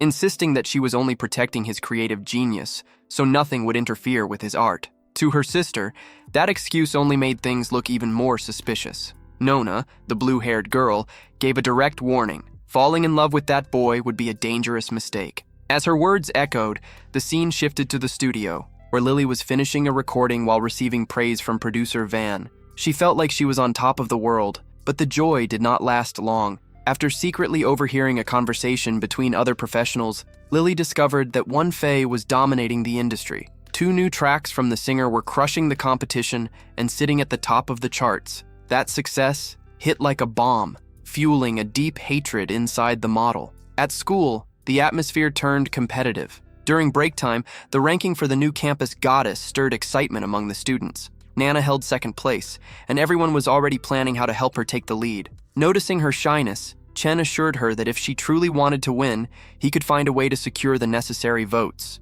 Nana accepted his support, which only raised Nona's suspicions even further. The tension escalated when Lily stormed into the classroom radiating confidence. She ignored everyone and sat directly beside Chen, trying to force a friendly attitude that he shut down immediately. The problem was that the villain had a trump card. She had discovered the true identity behind the hero's mask. Under the threat of having his secret exposed to the entire school, Chen was forced to follow her into the hallway. watched by the jealous eyes of his classmates. Alone, Lily swallowed her pride and begged for a composition, swearing that she had the talent to shine. Chen did not hesitate and gave a firm refusal, but the traitor kept insisting, appealing to feelings that no longer meant anything. The mood shifted when Lily pretended to be remorseful, claiming that mistakes are human and everyone fails. To everyone's surprise, the protagonist invited her to meet at the radio station. Doc nearly exploded in frustration, believing the boy had become his ex-girlfriend's puppet. But Chen's plan was far more strategic than it seemed.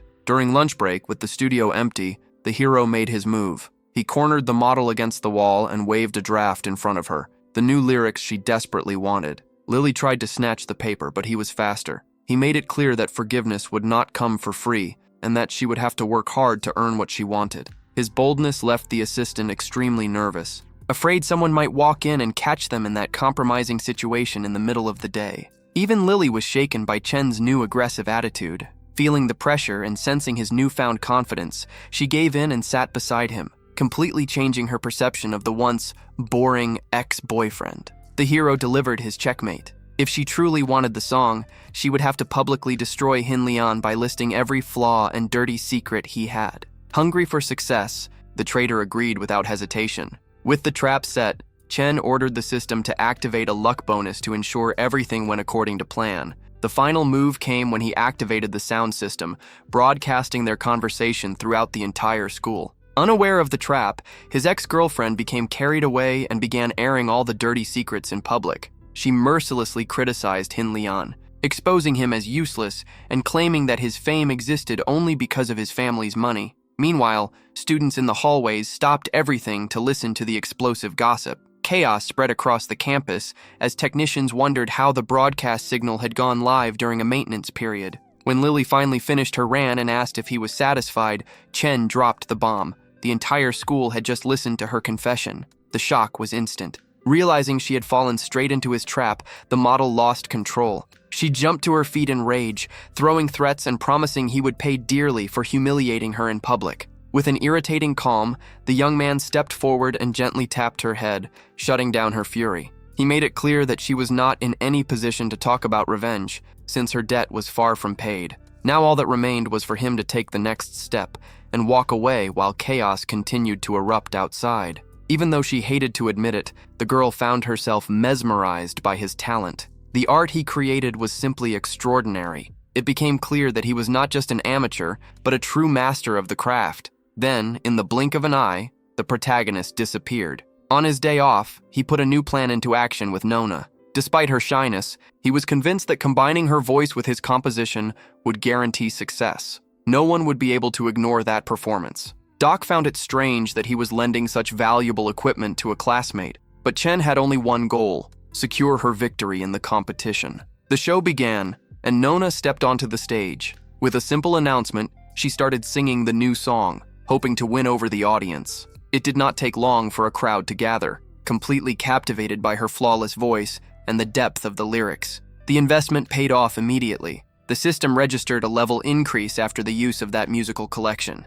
Chen was nearly out of points, but his growth skyrocketed. Much of that progress came from the impact of Wan Fei, proving that partnerships with top-tier figures were the key. The strategy was now clear: provide songs only to those at the top and willing to fight for a greater cause. While Doc indulged in his own pride, the broadcast of the event broke audience records. Watching everything unfold, Lily burned with jealousy, convinced that the success should have been hers, and silently swearing revenge. The next day, routine returned with an unexpected twist. The student council president appeared asking Chen for math lessons, leaving the assistant completely stunned. Even after having to explain the same problem several times, the hero remained patient and treated Linyu with complete kindness. The effort paid off, and her math test score turned out to be excellent. Meanwhile, tension grew with the student council president, who seemed irritated by the presence of the big-eared assistant. In the middle of that awkward atmosphere, the group suddenly appeared, eager to attack the homemade cookies that the so-called celestial woman had prepared.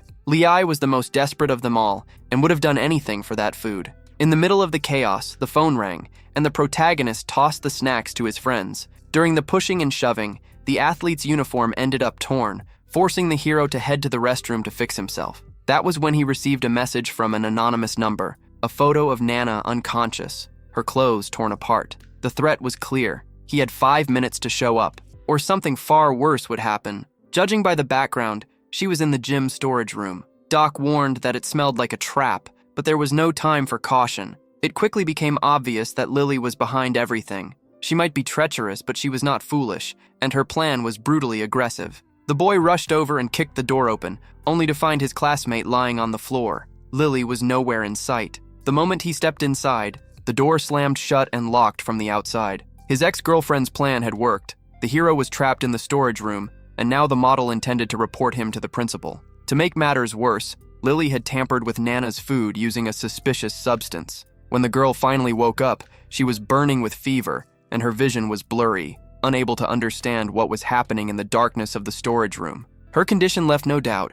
She had been drugged with something powerful and was acting completely out of control, putting the protagonist in an extremely uncomfortable situation. Not knowing how to react, he turned to the assistant, desperately searching for some antidote or medical guide in the system's store that could solve the problem without causing an even bigger disaster. Meanwhile, in the principal's office, the atmosphere had been calm and bureaucratic until Lily burst into the room. With a carefully rehearsed performance, she launched serious accusations, claiming that a terrible crime was happening at that very moment inside the gym storage room. The shock was so intense that even the principal's wig nearly flew off his head. Upon hearing Chen's name involved, director John Bin felt conflicted. He disliked the boy, but he still needed to maintain professionalism in front of witnesses. Accompanied by Lin Yu, the group rushed to the location to verify the report. Inside the storage room, the situation had become critical. Nana, burning with fever and completely out of control, tried to cling to the hero at all costs.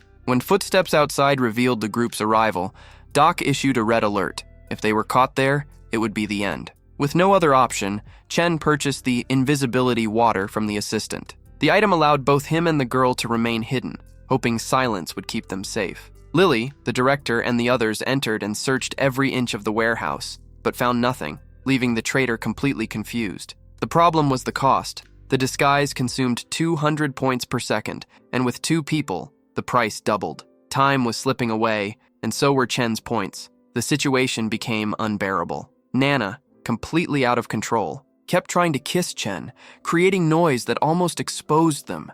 Lily, noticing the strange sound, moved closer, convinced the pair was trapped in that blind spot. With time and points running out, Doc warned that the disguise was about to fail. Lily hysterically insisted that the crime was happening right there. She tried to convince director Jean Bin that she had witnessed something terrible, but the empty storage room made her look completely insane. As the forced kiss continued to maintain the disguise, Chen decided it was time to turn the tables on his ex-girlfriend. He used a strategic item from the system, a cap capable of drastically reducing the intelligence of whoever wore it. The moment the accessory was placed on Lily's head, her mental resistance vanished. With no filter at all, the model began blurting out the truth, loudly confessing that everything had been part of a dirty scheme to frame the principal and sabotage the student council girls. Only after the cap was removed did she regain awareness of what she had said, but by then, it was far too late. The silence that followed was filled with disgust. With her public confession etched into everyone's memory, director John Bin exploded with anger, realizing he had been made a fool by the model's scheme. Lily's ridiculous plots had crossed the line, and a severe punishment was already being prepared for her. When the bell rang, most students rushed home happily, but Nana remained frozen in the classroom, submerged in deep sadness. That was when her sister arrived to understand what was going on. Nona searched everywhere and realized her sister was suffering from partial memory loss. Nana could barely remember what had happened in the storage room. The events involving the reporter and the gym were nothing but a blur. However, out of nowhere, the memory of the kiss with Chen flashed into her mind, causing her temperature to rise and her head to spin instantly. Doc immediately realized she was beginning to regain awareness and warned that it was time to tell her the truth. Meanwhile, the protagonist checked the damage on his own face using his phone camera. The kiss had been so intense that Nana had accidentally bitten his lip. The assistant did not miss the chance to mock him, telling him to stop playing the victim since he had clearly enjoyed every second of that moment. A few days passed, and Nana's status changed completely. She became a phenomenon at school, surrounded by fans and receiving love confessions at every corner. In the ranking for the title of New Celestial, she finally overtook Lily, claiming the absolute position as the favorite. The hero now found himself at a crossroads. Either he admitted his feelings toward his classmate, or he would slowly lose ground to the growing competition around him. But Chen seemed lost in his own world. During math class, the teacher wrote a complex challenge on the board and called him up to solve it, yet he stood frozen, forcing the assistant to snap him back to reality. Even distracted, Chen solved the problem in the blink of an eye. The teacher praised his performance but issued a warning: no sleeping in class. Doc found his behavior unusual, since the boy was normally full of energy, but Chen quickly brushed it off. The big-eared assistant almost overlooked a crucial detail. With level 3 unlocked, daily tasks had finally become available. The system worked progressively, 100 points today, 200 tomorrow, and so on. However, there was a catch: miss a single day, and the count would reset to the beginning. Chen did not hesitate and accepted the challenge, determined to farm as many points as possible. Meanwhile, inside the student council office, the atmosphere was filled with conspiracy. They mocked Lily's foolishness and her failed plan, but their focus had shifted. The council's right-hand officer demanded real evidence against Chen. The answer came in the form of a compromising photograph: the hero's tutor meeting suspiciously with the school director. The accusation was serious. He had allegedly been admitted into the academy without passing the official entrance exams. Vinden, who had zero tolerance for rule violations, decided it was time to act. The next day, the bomb exploded on the school bulletin board. The photo spread quickly as supposed proof that Chen's admission had been fraudulent. His friends rushed to tear down the posters, trying to contain the slander, but the damage had already been done. Confused and unaware of what was happening, Chen began to feel the weight of hostile stares in the hallway. Before he could react, Lei appeared, grabbed his arm, and pulled him away from the crowd. The athlete explained the dirty scheme being used to ruin his reputation. Moments later, Zavenden arrived with the council members, ready to deliver the final blow. The trap closed in. An old acquaintance stepped forward to publicly humiliate Chen, reinforcing the accusation that his place at the elite institution had been bought. Public pressure exploded, and chants demanding the hero's expulsion echoed across the courtyard. With every passing second, he was becoming the school's #1 enemy. Director Lin entered the scene with a stern expression and demanded immediate silence. When he questioned Binder about the chaos, he was met with a direct accusation of corruption. The charge was clear: Chen had been admitted without exams or official recommendations, solely through the director's arbitrary decision, supposedly influenced by personal ties to the boy's tutor. The final threat carried serious weight. A formal complaint would be sent to the ministry. Lin Yu attempted to intervene, asking the assistant how she dared question her own father's integrity, since both of them knew Mr. Liu's impeccable reputation. Even shaken by friendship, the girl refused to back down and demanded a full investigation. To everyone's surprise, the director admitted the truth. Yes, Chen had entered without exams, but he insisted there was a legitimate reason. Hin Lian tried to mock him, demanding to know what that reason could possibly be. The answer landed like a punch. The hero was simply the most brilliant student in the entire academy. The director issued a challenge. If anyone doubted that claim, they could test the boy's abilities right then and there. The ultimatum was accepted, and the stage was set inside the sacred hall of competitions. The stakes were enormous. Chen would face 3 elite senior students in 3 different academic subjects. If he emerged victorious, Binder would be forced to publicly apologize. If he failed, his journey at that school would end forever. The mathematics specialist decided to take the challenge personally, selecting top senior students to confront the boy, a choice that immediately raised suspicion among many observers. Hours later, the hall was packed with spectators. The director stepped onto the podium and explained the rules. Each side would present 3 problems simultaneously, and whoever solved the most questions within 10 minutes would win. Binder opened the round with a powerful trio: a pure logic challenge, a complex geometry problem, and a classic matchstick puzzle requiring players to move sticks to correct an equation. The audience was stunned by the level of difficulty. Liai and the other students could barely understand where to begin, and Lin Yu quickly realized what was happening. Those problems had likely come from the most advanced materials written by the assistant's father, a renowned professor in the field. The protagonist's response was nothing short of a massacre. In just 30 seconds, he destroyed all 3 problems, leaving the crowd speechless. Then it was Chen's turn to counterattack with his own puzzles. The first questioned the anatomy of a cyclops, the second involved a complex mental game, and the third once again required manipulating matchsticks. The sheer complexity of the questions made everyone nervous, doubting whether anyone alive could solve them. But while the hall buzzed with uncertainty, Leaky kept a confident smile. She knew the genius standing beside her would not allow defeat. The hero reassured Lin Yu that she could remain calm despite the tension in the air. Binder's reaction was explosive. To her, Chen's challenges seemed to have no logical solution,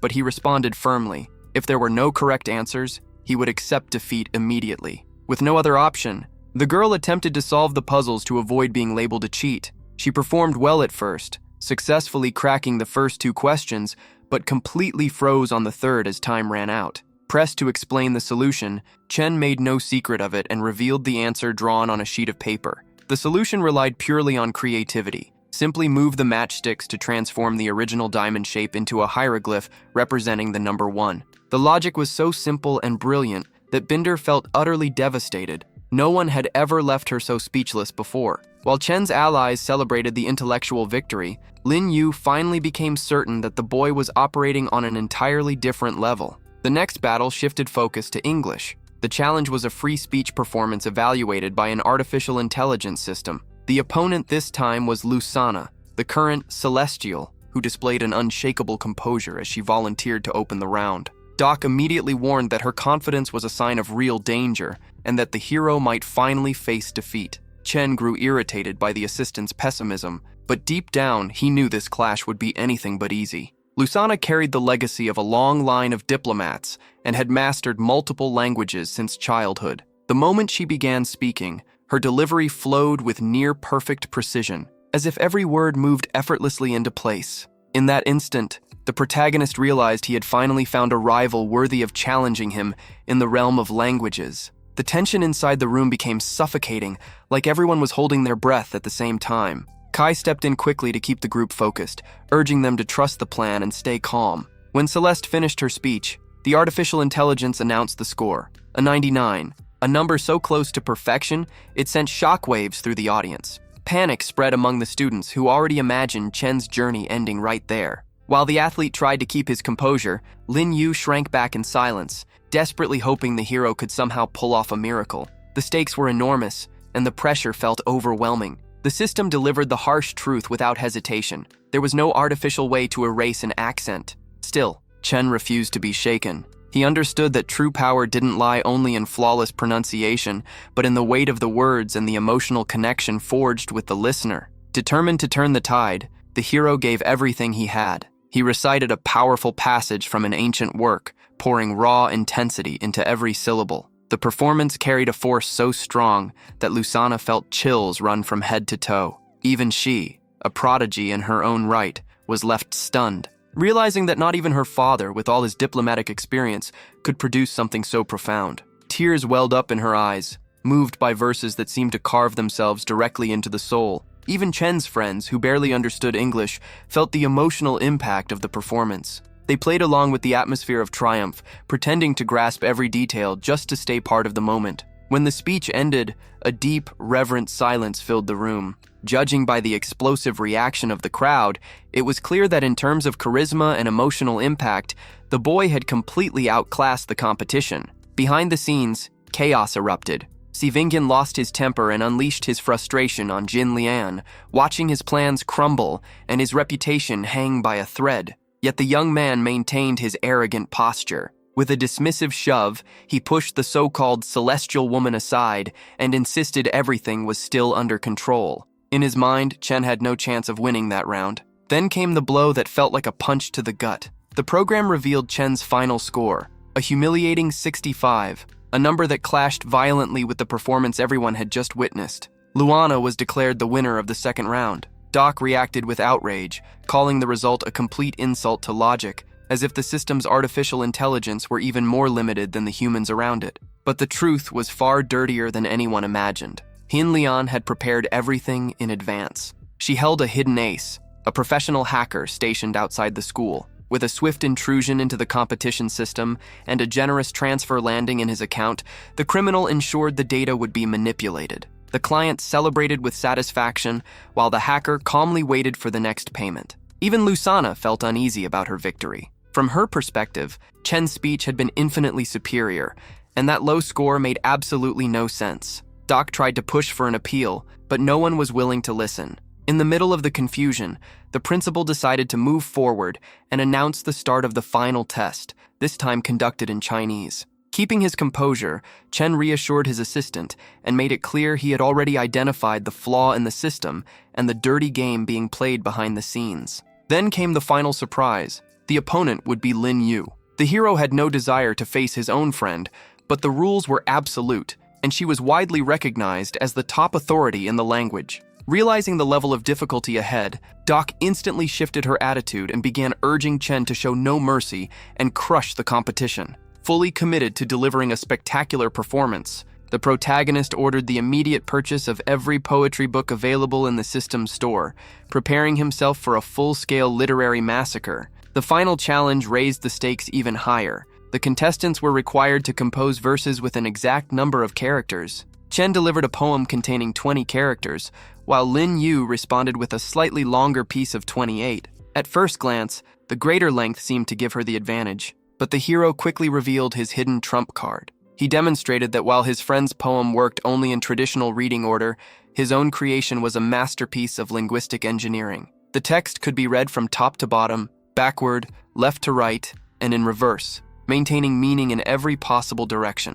The level of complexity was so extraordinary that even Lin Yu, a recognized prodigy in the humanities, felt dizzy trying to process the explanation. With no way to counter the brilliance of the work and deeply impressed by his talent, she immediately conceded defeat. The victory appeared absolute. The principal was already preparing to declare Chen the winner when Hinlian stormed into the hall, shouting accusations that Lin Yu had intentionally thrown the round because she was the principal's daughter. She demanded the immediate annulment of the result. Offended and under pressure, the young woman refused to back down and challenged her former friend to settle the matter in a direct confrontation. To eliminate all doubt, Chen issued an open challenge to the entire school. He declared that if any student could create a poem superior to his, he would willingly forfeit the prize. The hall fell into a heavy silence, because no one present possessed the skill required to surpass such a creation. But just as victory seemed certain, an unexpected voice echoed through the monitors. The hacker responsible for the earlier manipulation struck again, displaying a massive poem on the screen. It was a true literary monster, containing nearly 8,000 possible reading combinations, horizontal, vertical, spiral, and in almost every direction imaginable. A text widely regarded as one of the most difficult ever created. In that moment, Chen found himself cornered. Either he discovered something even more brilliant within the system, or he would be expelled in front of everyone, drowning in humiliation. Zavenden returned to the hall wearing a victorious smile, convinced that Hinlian's plan had finally destroyed the boy. The revenge against Chen had gone far beyond reason. Yet an even stranger truth was beginning to surface. Neither the traitor nor the hired hacker were the real authors of the impossible poem displayed on the screen. Someone far more powerful had infiltrated the school system, throwing the entire competition into chaos. Faced with that monumental work, the hero had no choice but to admit defeat. His poem was excellent, but it could not surpass a code containing nearly 8,000 combinations. He began preparing himself for the worst, accepting expulsion as the price to protect his secrets, while his rivals started celebrating his downfall. Lin Yu tried to stop him, pleading for him to keep fighting, but Chen seemed ready to accept his fate. That was when the game changed once again. Lusana, the so-called celestial goddess, refused to accept the injustice. Without hesitation, she confronted the principal and demanded a full review of the second round, citing an obvious technical error. Her bold stance ignited the crowd. Jinlian burned with rage, but the voices of the students rose together, filling the hall as they demanded a formal investigation. Convinced that the system had been manipulated, the IT department moved in and confirmed the hack. With the numbers fixed, Chen's grade shot up to a 98, crowning him the real winner. The landslide victory saved his spot at the school and nearly gave Doc a heart attack from pure relief. The whole crew went wild. Besides clearing his name, the win scored him a massive 200,000-point prize,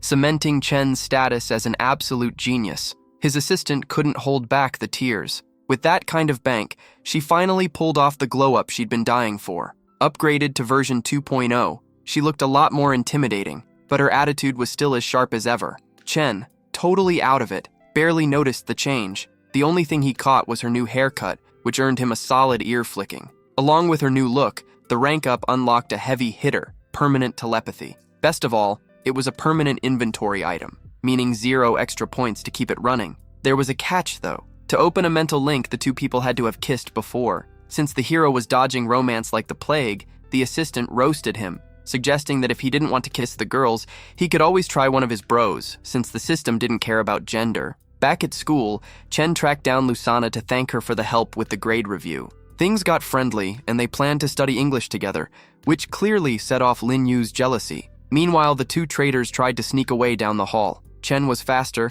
cut them off, and demanded they pay up on the deal they made before the challenge. Cornered, Jing Lian tried to act tough, but he knew the bill for his loss had come due. Jing Lian's admission of defeat was just a desperate play to save face, claiming Chen only won because of luck. To the protagonist, that trash talk was music to his ears. He'd been logging every insult since day one, just waiting for the perfect moment to wipe his rival's future off the map. Meanwhile, in the shadows, the truth about the hack started to surface. The mystery hacker wasn't some random mercenary, but someone obsessively tracking Chen. Walls covered in old photos pointed to a deep connection to the hero's past. The intruder was trying to confirm if the kid was one of the rare survivors, watching his every move with a dangerous curiosity. On campus, Chen's life became a total circus. The courtyard turned into a stage for love confessions and piles of gifts, leaving him feeling suffocated. Afraid of becoming public enemy number 1 for the rejected fangirls if he picked just one, he begged his assistant for a strategic exit from his pretty boy problems. Even his friends felt the shift. Li Ai, who usually didn't care about fame because he was focused on Lin Yu,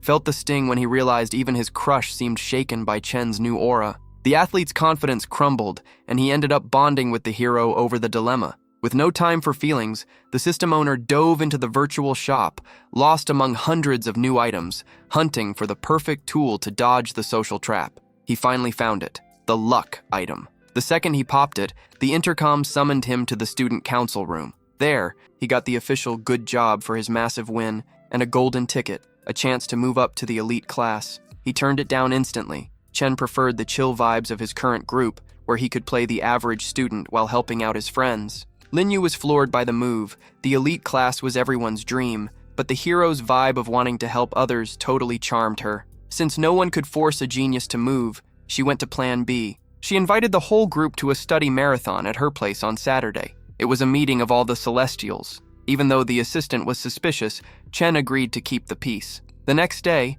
the crew landed at the president's mansion. The luxury was jaw-dropping. Servants everywhere and a setup the students never thought they'd see in person. Lin Yu looked stunning in a blue dress as she greeted the guests, ready to get to work. In the room, almost all the heavy hitters were gathered, with one big exception, X-Binden. Apparently, the rival wasn't in the mood to run into the hero and chose to stay isolated. After 30 minutes of studying, the burnout hit. The crew couldn't handle the heavy grind of books and theories anymore. Despite being there to study, boredom took over fast. Noticing the mood, the council president mentioned there were other ways to kill time. Everyone's eyes lit up. Some imagined gaming, others expected a high-end feast. The reality check hit hard. The fun was a massive private library with thousands of books from every era. While the others deflated, Chen was the only one actually hyped. Between the shelves, Lin Yu pulled the hero aside, asking for help with a brutal question. Nana, feeling the heat, got hit with a wave of jealousy and tried to sabotage the moment. She claimed she was almost done and just needed his final touch. The singer's plan tanked when it became obvious she'd rushed through everything. Her answers were all wrong. Before she could push it, Huan Yanan grabbed her by the arm and dragged her to another table, reminding her it was the senior's job to help the juniors.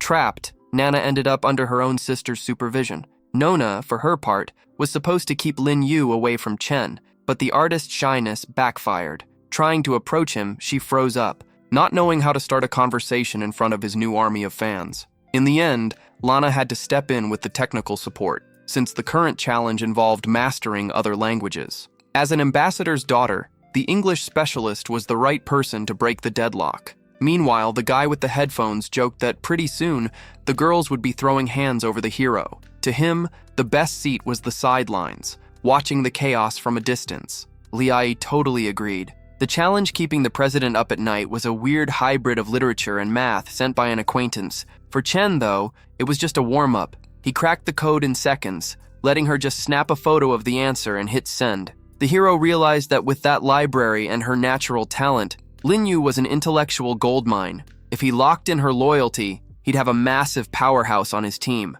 In the middle of all those numbers, he dropped a direct question. How did she plan on treating him from here on out? The ambiguous tone hit the hostess like a ton of bricks. Thinking it was a move, she froze and even dropped her phone. When she finally found her voice, she confessed she admired his brains and his heart, that she felt safe with him, but she wasn't ready to take that next big step yet. The awkwardness was off the charts when it turned out Chen was talking about something strictly business, not romance. The vibe went cold. Li Ai looked ready to jump in, and the president felt the floor give way once she realized the mix-up. The emotional shutdown was instant. While the school drama boiled over, the scene shifted to one of the country's top universities, where Susu, a young prodigy and math doctor, was kicking off another high-level lecture. Susu's looks were a total mask. In the classroom, she looked like just another student, but she was actually an elite scientist, a genius respected by the sharpest minds on the planet. Her talk sold out at the world's most famous universities, and her name was already being tossed around for a Nobel Prize. The academic vibe snapped when her phone buzzed. It was a message from her friend, Lin Yu. Susu was skeptical. How did the council president crack that riddle so fast? She sensed an outside hand at work and decided to dig into it. Meanwhile, back at the mansion, the study marathon was hitting different speeds. Li Ai was in another dimension, hypnotized by that blue dress and totally ignoring the books. Nana, on the other hand, was drowning in the exercises, catching a non-stop verbal beating from Hang Yang Kang, who wasn't letting a single mistake slide. At the same time, Nona and Lusana's partnership actually paid off, and the two finally got in sync with the material. The principal showed up and was glowing, seeing a house full of kids actually focused on science. He made sure to thank Chen privately, admitting the kid's genius saved his skin and his reputation. As usual, the hero tried to dodge the praise, acting like it wasn't a big deal. Things got heavy when a rumor started flying that Chen and Lin Yu were getting married. The reaction was instant. Nana and Li Ai exploded with jealousy,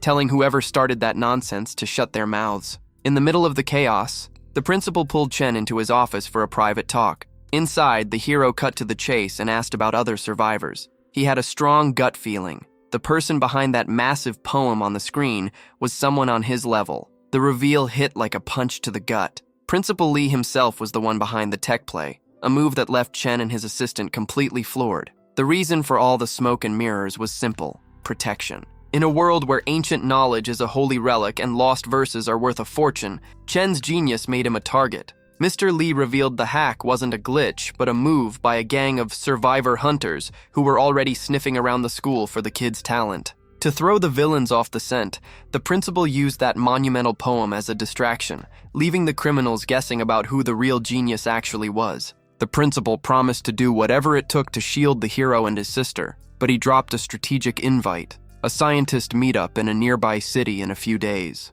Doc gave it a huge thumbs up, seeing it as the perfect chance for Chen to link up with brilliant minds and level up his system through the info exchange. To the assistant's total shock, the hero simply said no. Later at home, dinner was tense. His uncle questioned why he turned it down, but Chen was being a realist. Now that he knew how dangerous the hunters were, he couldn't risk traveling and leaving his family wide open. The chance of an ambush or an attack while he was gone was just too high. The uncle got the fear but hit back with a solid point. The only way to win this war was to find other survivors to beef up their group, and that meeting was the most likely place to find them. Still, the weight of the responsibility won out, and the hero retreated to his room to plan his next move carefully. The family scene was quiet, with his little sister being adorable and sharing her food with him, but the mood shifted when a piece of info came to light. His father's old contacts were supposedly going to be at that conference. The game changed. Chen decided he was going to that city after all, but before leaving, he wanted to soak up every second with the little one, reading her a bedtime story. Before he hit the road, his uncle handed over some papers his father had left behind. These weren't normal documents. They were encrypted messages holding the real secret behind his death. With his blood boiling, the hero swore he'd crack the mystery no matter the cost. Before heading out, he went into his sister's room with one goal in mind. The system assistant nearly had a stroke thinking he'd lost his mind, but the plan was technical. Days later, Chen arrived in the next city for the event. The meetup was held at a cinematic mansion packed with the biggest brains on Earth. The principal greeted him with a smile, relieved he'd shown up, and the hero promised to make the trip worth it. Lin Yu was there too, but what really stole the show was a heated argument nearby. A young scientist, nicknamed the Queen, was squaring off against a veteran academic. The topic was heavy, 8 trigram diagrams. The old man tried to shut down her theory, but the girl didn't back down an inch, proving with pinpoint calculations that she was right. Chen was hypnotized by her confidence and immediately made the connection. This genius girl was the one who sent the lotus riddle to Lin Yu. He knew he had to get close to her to level up. Yuan Susu's patience hit its limit. The veteran academic, stuck in his old ways, couldn't keep up with the girl's advanced logic and started calling her methods crazy. Without holding back, the scientist ended the debate by calling him a fraud and making it clear that the man's only achievement was being old. The scene impressed Chen, who felt a massive urge to get near that brilliant mind. He confirmed with his friend that Susu was indeed the author of the Lotus Riddle, and without wasting time, asked for her contact info. Lin Yu warned him that the scientist was extremely picky and didn't just accept anyone, but the hero was overflowing with confidence. He sent the friend request with a master move, a coded message about binary logic, claiming only 1 in 10 people could understand it. The plan was a total success. 10 minutes later, Susu accepted the invite with an intrigued smile, biting the bait of the intellectual challenge. Lin Yu was in total shock, watching her theory about her friend being unreachable crumble in seconds. The vibe got even heavier when the hero asked her out on a date,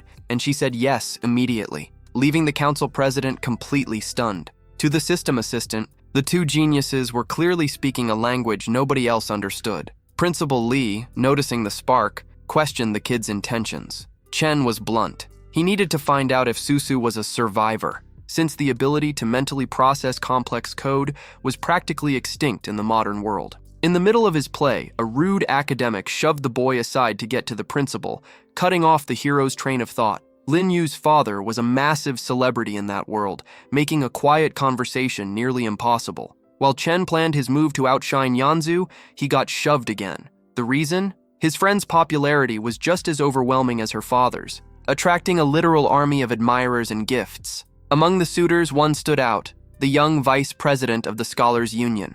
The guy was the peak of narcissism. With white hair and an aristocratic pose, he acted like marrying Lin Yu was his birthright, completely ignoring her obvious disgust. To him, a beautiful and talented woman was just the final accessory for his perfect life. Determined to humiliate the commoners with his supposed brilliance, he summoned assistants and maids to set up a calligraphy performance, acting like he was under Hollywood spotlights. Despite having a fan club, the performance was a total train wreck. He produced a massive scroll with a love confession for Lin Yu, but the handwriting was so chaotic the message was unreadable. Chen and his assistant had to bite their tongues to keep from laughing at the absurdity. Realizing he was being mocked, the aristocrat's tone turned nasty. He confronted the hero, claiming he was defending the honor of his future wife. Annoyed by how close the two were, the rich kid demanded to know who Chen was and what he was doing there. With his usual cool, the system owner simply replied that he was providing strategic support for the council president. The aristocrat's assistants, all math elites, lost their minds and started attacking the hero. To them, it was an insult to suggest Chen could even touch Suzian's calligraphy. Provoked, the kid signaled his assistant to pull up a collection of classic poems and accepted the duel. However, in the middle of getting ready, he froze. He realized he was about to make a fatal mistake. In a world crawled with survivor hunters, leaving a physical trail of his original handwriting was a dangerous and unnecessary risk. While the vice president called him a coward for locking up in front of the paper, the hero swapped strategies. He ditched the brush and decided to use only his voice. What followed was a powerhouse performance. Chen recited verses so deep and intense the whole room seemed to vibrate. Lin Yu was hit the hardest. The words were so moving she got lost in fantasies about a future with him, unable to hide how shaken she was. By the end of the speech, the aristocrat was frozen in total shock. He never imagined an average student would have that kind of emotional and literary range.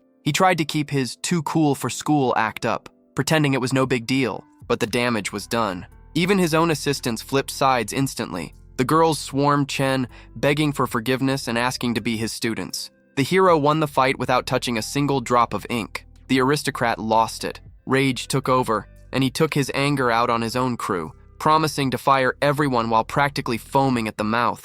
The vibe got dangerous. The hero realized the only move was to bail. Without wasting a second, he grabbed his girlfriend's hand and they vanished, leaving the noble behind to scream at the walls. Once the dust settled and the guests were safe, the focus shifted. the master's birthday banquet was about to start. Doki took the chance to give the real scoop on what was happening behind the scenes. This wasn't just a nerd party, it was the heart of the Scholars Union. Founded 50 years ago by 8 bloodlines dedicated to knowledge, the organization sat at the top of the country's intellectual food chain. The hierarchy was clear, the president at the top with 2 vice presidents right below, including heavyweights like Susan. The aristocratic rival, despite being a spoiled brat, held a high-ranking spot purely through political strategy. He had 0 talent of his own, but inherited the position to keep the families in balance. Knowing he was just a talentless extra, he was desperate to marry Lin Yu to secure some actual power. Meanwhile, in the main hall, the speeches began. The wife of the union president took the stage, ignoring the drama and thanking the big shots in attendance. The union's history was defined by the war between the humanities and the sciences, a rivalry that only cooled down when the previous leaders from opposite sides fell in love. Now, with the current master getting old and ready to retire, the leadership seat was the prize in a bloody internal Cold War. The kid, who just wanted to get out of there alive, had no clue that fate was about to shove him right into the center of the fight for the throne. The gift-giving started, and the flexing was real. The rival's wife followed protocol and brought out a massive scroll full of flowery phrases. But it was a total embarrassment. The aristocrat managed to screw up the writing for a second time. The mistake on the word tiger was so bizarre that the hero and his assistant could barely stay composed. Despite spending his life on calligraphy, the guy turned in something shameful, and to save face, he attacked Chen, calling him petty, and pretending the failure was just a misinterpretation by people who couldn't read. Right after, Lin Yu took the stage. She didn't need anything flashy, she just handed over a simple paper with a birthday message. Her calligraphy was flawless, earning genuine praise from the woman running the event. Jealous, the aristocrat saw a chance to screw the protagonist over. He lied to everyone, claiming the hero had also made a handmade gift. It was a low blow since the kid only found out about the birthday a few minutes prior and had nothing ready. The vice president's plan was obvious: humiliate the student and break that calm attitude that annoyed him so much. As every eye in the room turned toward the system owner, the tension spiked. Nobody knew which important family he belonged to, but Doc gave the green light for a counterattack. To put the arrogant jerk in his place, the hero activated God's Hand, a special system shop item that lets him copy any image or writing with absolute perfection. Thanks to his new rank, the kid now had tools that turned any test or artistic challenge into a total joke. The aristocrat was smirking, convinced an average student would never produce anything decent under pressure. But in just a few minutes, Chen finished his work, a black and white sketch of an exhausted horse. At first glance, the simple lines looked out of place at such a high-end event, but the game was about to flip. The vibe soured fast. The rival's wife went on the attack, accusing Chen of disrespect and screaming for the guards. To her, drawing a worn-out horse was a direct insult to the master's age. Disgust was written all over her face, but the system owner didn't even blink. Keeping his cool, he blocked security from stepping in, making it clear the show was just getting started. The assistant just watched, trusting the plan. Right below the drawing, Chen added a poem about a turtle that, at first, seemed like total nonsense. Then, the paper exploded in a blinding golden light, forcing everyone to shield their eyes. The exhausted stallion roared to life, sprouting wings and taking off in a magical projection, while powerful verses about freedom and strength echoed through the hall. The impact was massive. Those words hit the president's wife right in the heart, bringing back intense memories of her own youth. Overcome with emotion, the old woman admitted she was wrong and apologized to Lin Yu, acknowledging the kid as a rare talent. Meanwhile, the aristocrat was fuming. The turtle references were a direct shot at his mediocrity, and now everyone saw who the real master was. The hostility turned into pure admiration. Guests were already treating a marriage between the hero and Lin Yu as a done deal, swarming the kid to get on his good side. Chen tried to keep a low profile, but it was impossible to go unnoticed. Curiosity about his roots spiked, and when his father's name came up, the scientist's respect hit a whole new level. Mr. Chen's name echoed through the hall with a near-sacred reverence. The geniuses there talked about him like a legend. For the hero, hearing that his father's innocence was an undisputed fact for the intellectual elite was the ultimate relief. He said his thanks, feeling the weight of the family's shame finally lift as the truth cleared his father's legacy. Once the banquet ended, the couple enjoyed the luxury of the exclusive hotel the union had booked for the event. Lin Yu, already daydreaming about a wedding, dragged the guy out for a romantic boat ride on the park's lake. She imagined them gliding like swans, but the peace didn't last. A loudmouth showed up screaming, trying to convince everyone the protagonist was a cheap fraud. The aristocrat, who couldn't handle the L, showed up right behind him. This time, he brought backup and a heavy accusation. He claimed Chen's family got rich by stealing patents and ideas.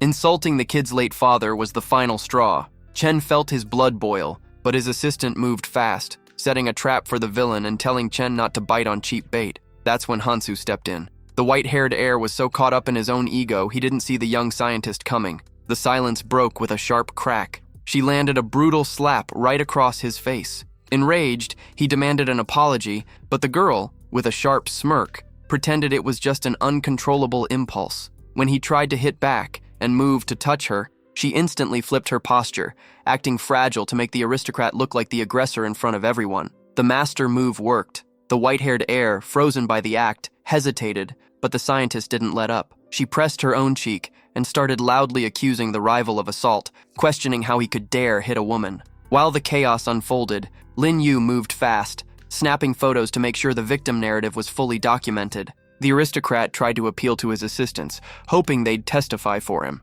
The problem was that Yan Susu's influence was overwhelming. Seeing the ship was sinking, the vice director's subordinates flipped their stories on the spot. With zero support and his name trashed, the villain retreated. Chen thanked the scientist, relieved to finally have proof to bury the guy's moves for good. However, things took a weird turn. Yan Susu revealed she had read Chen's earlier message as an invite for a date. Blunt and single, she put the kid against the wall. He had to choose between her or Lin Yu. The air got heavy, and the hero realized the scientist's brains went way beyond the lab. She had known his real identity for a long time. Using a fake name, she'd followed Chen on social media, and with her brilliant mind, cracked every digital footprint he left. She dug into the Chen family past and found the tragic death of his father, which happened right before his birthday. She even caught the weird patterns in his contacts, like the recurring number 721. With complex math and a logic that bordered on obsession, she proved she wasn't just smart,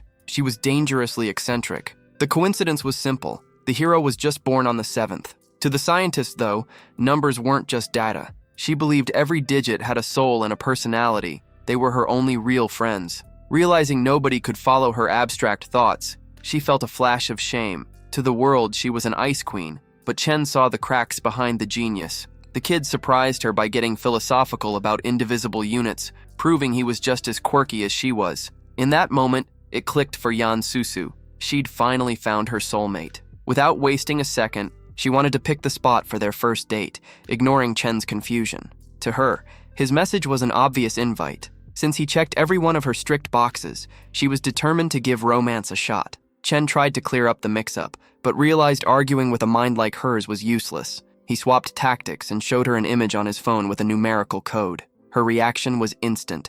She recognized the pattern from a package she'd seen in her family's secret library. The hero saw his golden ticket and asked to borrow the material, but he got hit with a reality check. That info was a sacred Yan family relic, strictly off-limits to outsiders. The system made the challenge clear. To get the secrets and crack his father's final message, Chen couldn't be a stranger. During their talk, she revealed she'd already run the numbers on the hero. He'd scored an 83 on her personal scale, which was an impressive performance. To make things worse, her phone let out an alert. She'd built an exclusive app to track the ideal partner, and he was the first person to actually pass the tests. The vibe got heavy when Lin Yu, disgusted, called her friend's move indecent, reminding her she came from a traditional family. The rivalry was out in the open now. Lin Yu tried to deny she had feelings for him, but nobody was buying it. The clash between the two was just an extension of the old academic war. One ruled the sciences, the other the humanities, and the hero's heart had become the ultimate trophy in their historic feud. What started as a tense conversation almost turned into a full-on brawl until an old man popped out of the bushes, complaining that the noise was ruining his nap. It was the president of the union himself. With a quirky personality that didn't match his high-ranking title at all, he waved off the girl's formal apologies. Since it was his birthday, he made it clear he wasn't in the mood to give a moral lecture. His only interest was taking the kid aside for a private chat about the ups and downs of life. The scene made everyone jealous, leaving people wondering why the top leader of science was giving so much attention to a rookie. Once they were alone, Chen asked why he'd been picked, admitting he didn't know the first thing about philosophy. The old man confessed that the talk was just a cover to get him out of there. He'd been tracking the hero's moves and goals for a long time. With a nostalgic tone, the master claimed that back in the day, he was just as much of a ladies' man as the kid, with every woman at his feet. But according to him, the party ended the day he got married. The hero just listened, shocked by the unexpected honesty from the Union's most powerful man. The image the girlfriend had of the Union leader didn't match reality at all. Instead of the serious master everyone imagined,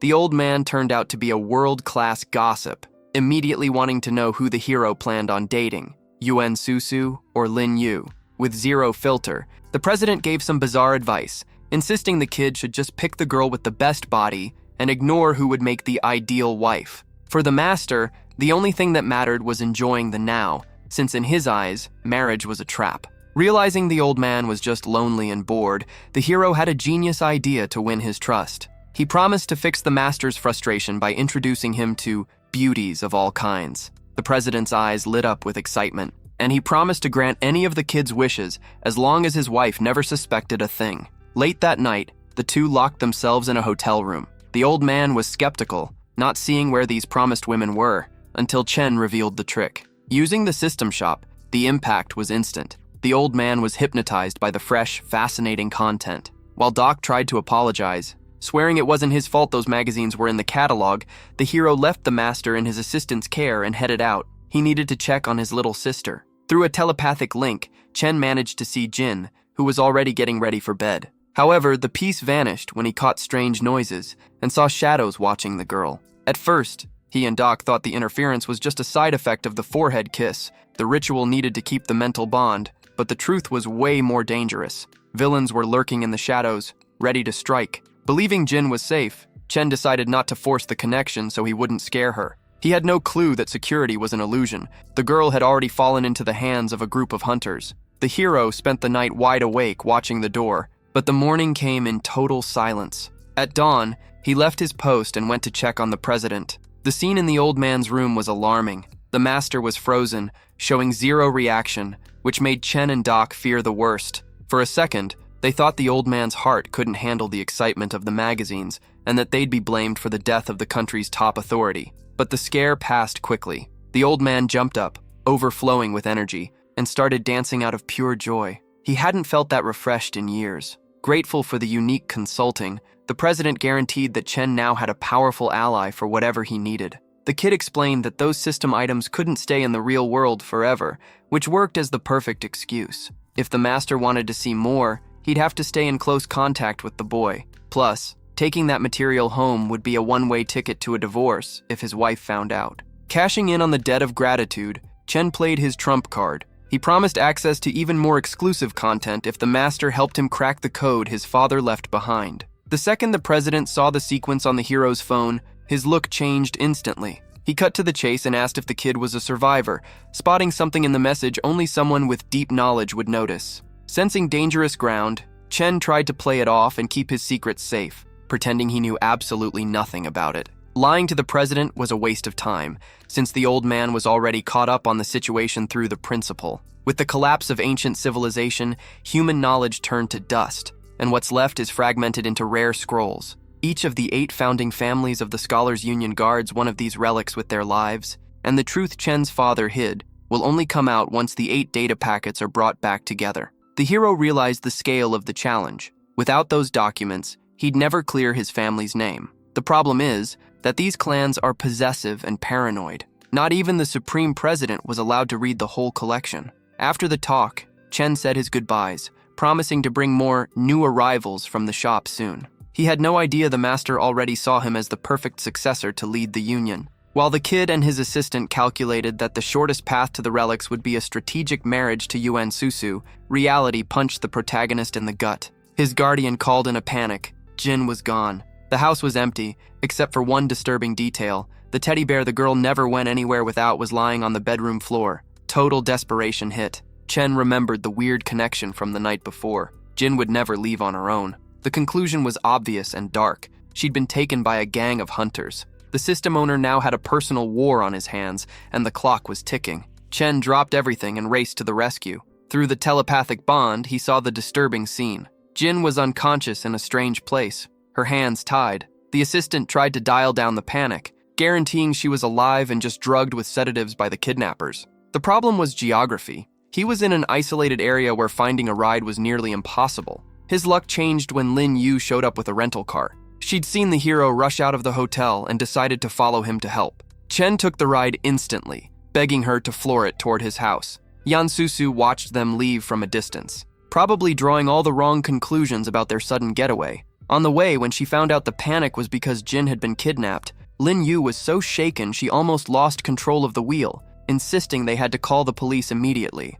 When they hit the city, they ran into a bizarre traffic jam in streets that were usually empty. In the middle of the chaos, a red bike pulled up next to the car. It was Yan Susu. The scientist had no intention of leaving her boyfriend candidate at the mercy of her rival and decided to escort them. With her help to cut through the traffic, the group reached the house in record time, ignoring the danger of 3 people on one bike. Chen ran to the security system. At first glance, the cameras showed no break-in, but the hero spotted a glaring glitch in the footage between 1 and 2 a.m. The image was frozen. Not even the plants were moving. It was clear a high-level hacker had bypassed the system, wiped the real footage, and looped a still frame to hide the kidnapping. The enemy was a pro and had left 0 physical footprints. The flaw was almost invisible. Without a deep dive, the cut in the video would have gone unnoticed. His uncle was in shock, not understanding how anyone found the girl, since she barely left the house and had no enemies. Consumed by guilt, the hero slammed his fist onto the table.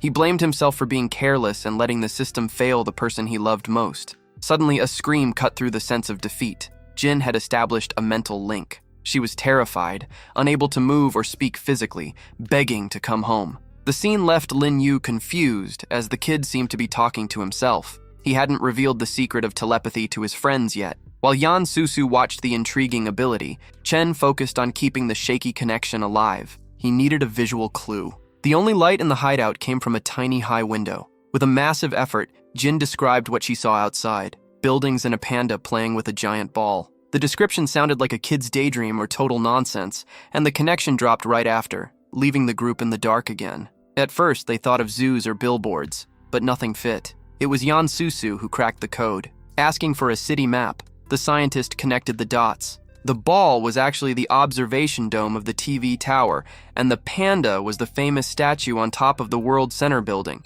With the coordinates lined up, the hero finally had a target. Even though the TV tower and the World Center were far apart, the perspective from the hideout window made them look like a single monument. That detail was the checkmate. The heroes figured out Jin was in the city's east sector. If the panda looked like it was playing with the ball, it meant the objects were aligned at the same visual height. With quick math, the search area was narrowed down to a specific block of buildings, but the exact address was still a mystery. Chen tried to restart the mental link, but the telepathy failed. That's when the assistant revealed a new shop feature, a technique that let him see directly through the eyes of the person on the other end of the link. The catch was the cost. To activate it, the hero had to recruit a missionary for the system. In the rush to understand the process, Chen slipped up and accidentally hugged Yan Susu, leaving the scientist totally frozen and dying of embarrassment. Focusing on what mattered, he realized Lin Yu was the perfect pick for the job. He grabbed his friend's hands and explained that he needed her more than ever. In an instant, Lin Yu was transported into the system interface. At first, she was totally lost, but after a blunt explanation from Chen, she finally understood why the kid acted so mysterious all the time. Without hesitation, she accepted the mission. Taking advantage of the honest moment, the hero apologized for winning the competition unfairly by using tools stolen from the system shop. To his surprise, the council president didn't hold a grudge. Knowing Chen's powers served a much bigger purpose, she declared she was ready to fight by his side and save not just Jin, but whatever was left of humanity. There was no time to celebrate. To become an official missionary, Lin Yu had to face a brutal multi-stage test. The first requirement was mastering the humanities, which she passed with flying colors. The next steps checked her moral integrity and absolute loyalty to the system holder. Criteria she also cleared easily. Chen was confident he'd have his greatest ally in seconds, but the process stalled unexpectedly at the 4th stage. The glitch was a total reality check. Neither the hero nor his assistant knew the hidden requirements for that last level, and the error blocked the ritual from finishing. Frustrated that she couldn't help with the rescue, Lin Yu burst into tears, but Chen quickly comforted her. He promised they'd find a way, and as she caught her breath, the girl wiped her eyes with a new sense of determination. She wasn't giving up on saving his little sister. Once they snapped back to reality, the council president's attitude changed completely. With unshakable confidence, she organized the group to head to the search zone immediately. Even Chen's uncle was impressed by the girl's new energy and decided to follow her lead, while the kids stayed behind to focus on rebuilding the mental link. After a lot of effort, Chen finally heard Jin's voice. Terrified, she reported that the kidnappers had entered the room. The group consisted of 3 dangerous hunters, the hacker known as Lobster, a white-haired girl nicknamed Red Bee, and a final guy called Flat Company. Faking kindness, Lobster offered the little one some food, but kept her tied up. While Red Bee underestimated her, thinking she was just a helpless kid, the hacker suspected the girl was hiding an intelligence far above average. To settle the debate, the kidnapper suggested one last test. She provided paper and a pencil, forcing the girl to sit at the table under the cynical excuse that it was for her own good. The villain tried to keep a calm front, but reality was brutal. Without a shred of mercy, Red Bee unlocked her weapon and pressed it against Jin's head. The ultimatum was simple. If the girl got the math questions wrong, she'd die right there. Jin's only hope was the mental link. Keeping her fingers pressed against her temple to steady the signal, she streamed the problems to Chen in real time. The hero, acting like a true guardian angel, solved the equations instantly and whispered the answers back. The plan was risky, but necessary to convince the thugs she wasn't who they were looking for and secure her freedom. Working in total sync, they finished the test fast. The exam had challenges at various levels, and Chen was careful to solve just enough so the results matched what you'd expect from an average student in that broken world. While the criminals looked over the papers, Jin begged to go home. The hunter's conclusion was pure frustration. To them, Jin was just a mediocre student with no special skills. Red Bee exploded at Lobster, blaming him for following a bad hunch and wasting their time on a girl who wasn't a survivor. Amid death threats to the hacker for his incompetence, the villains decided to abort.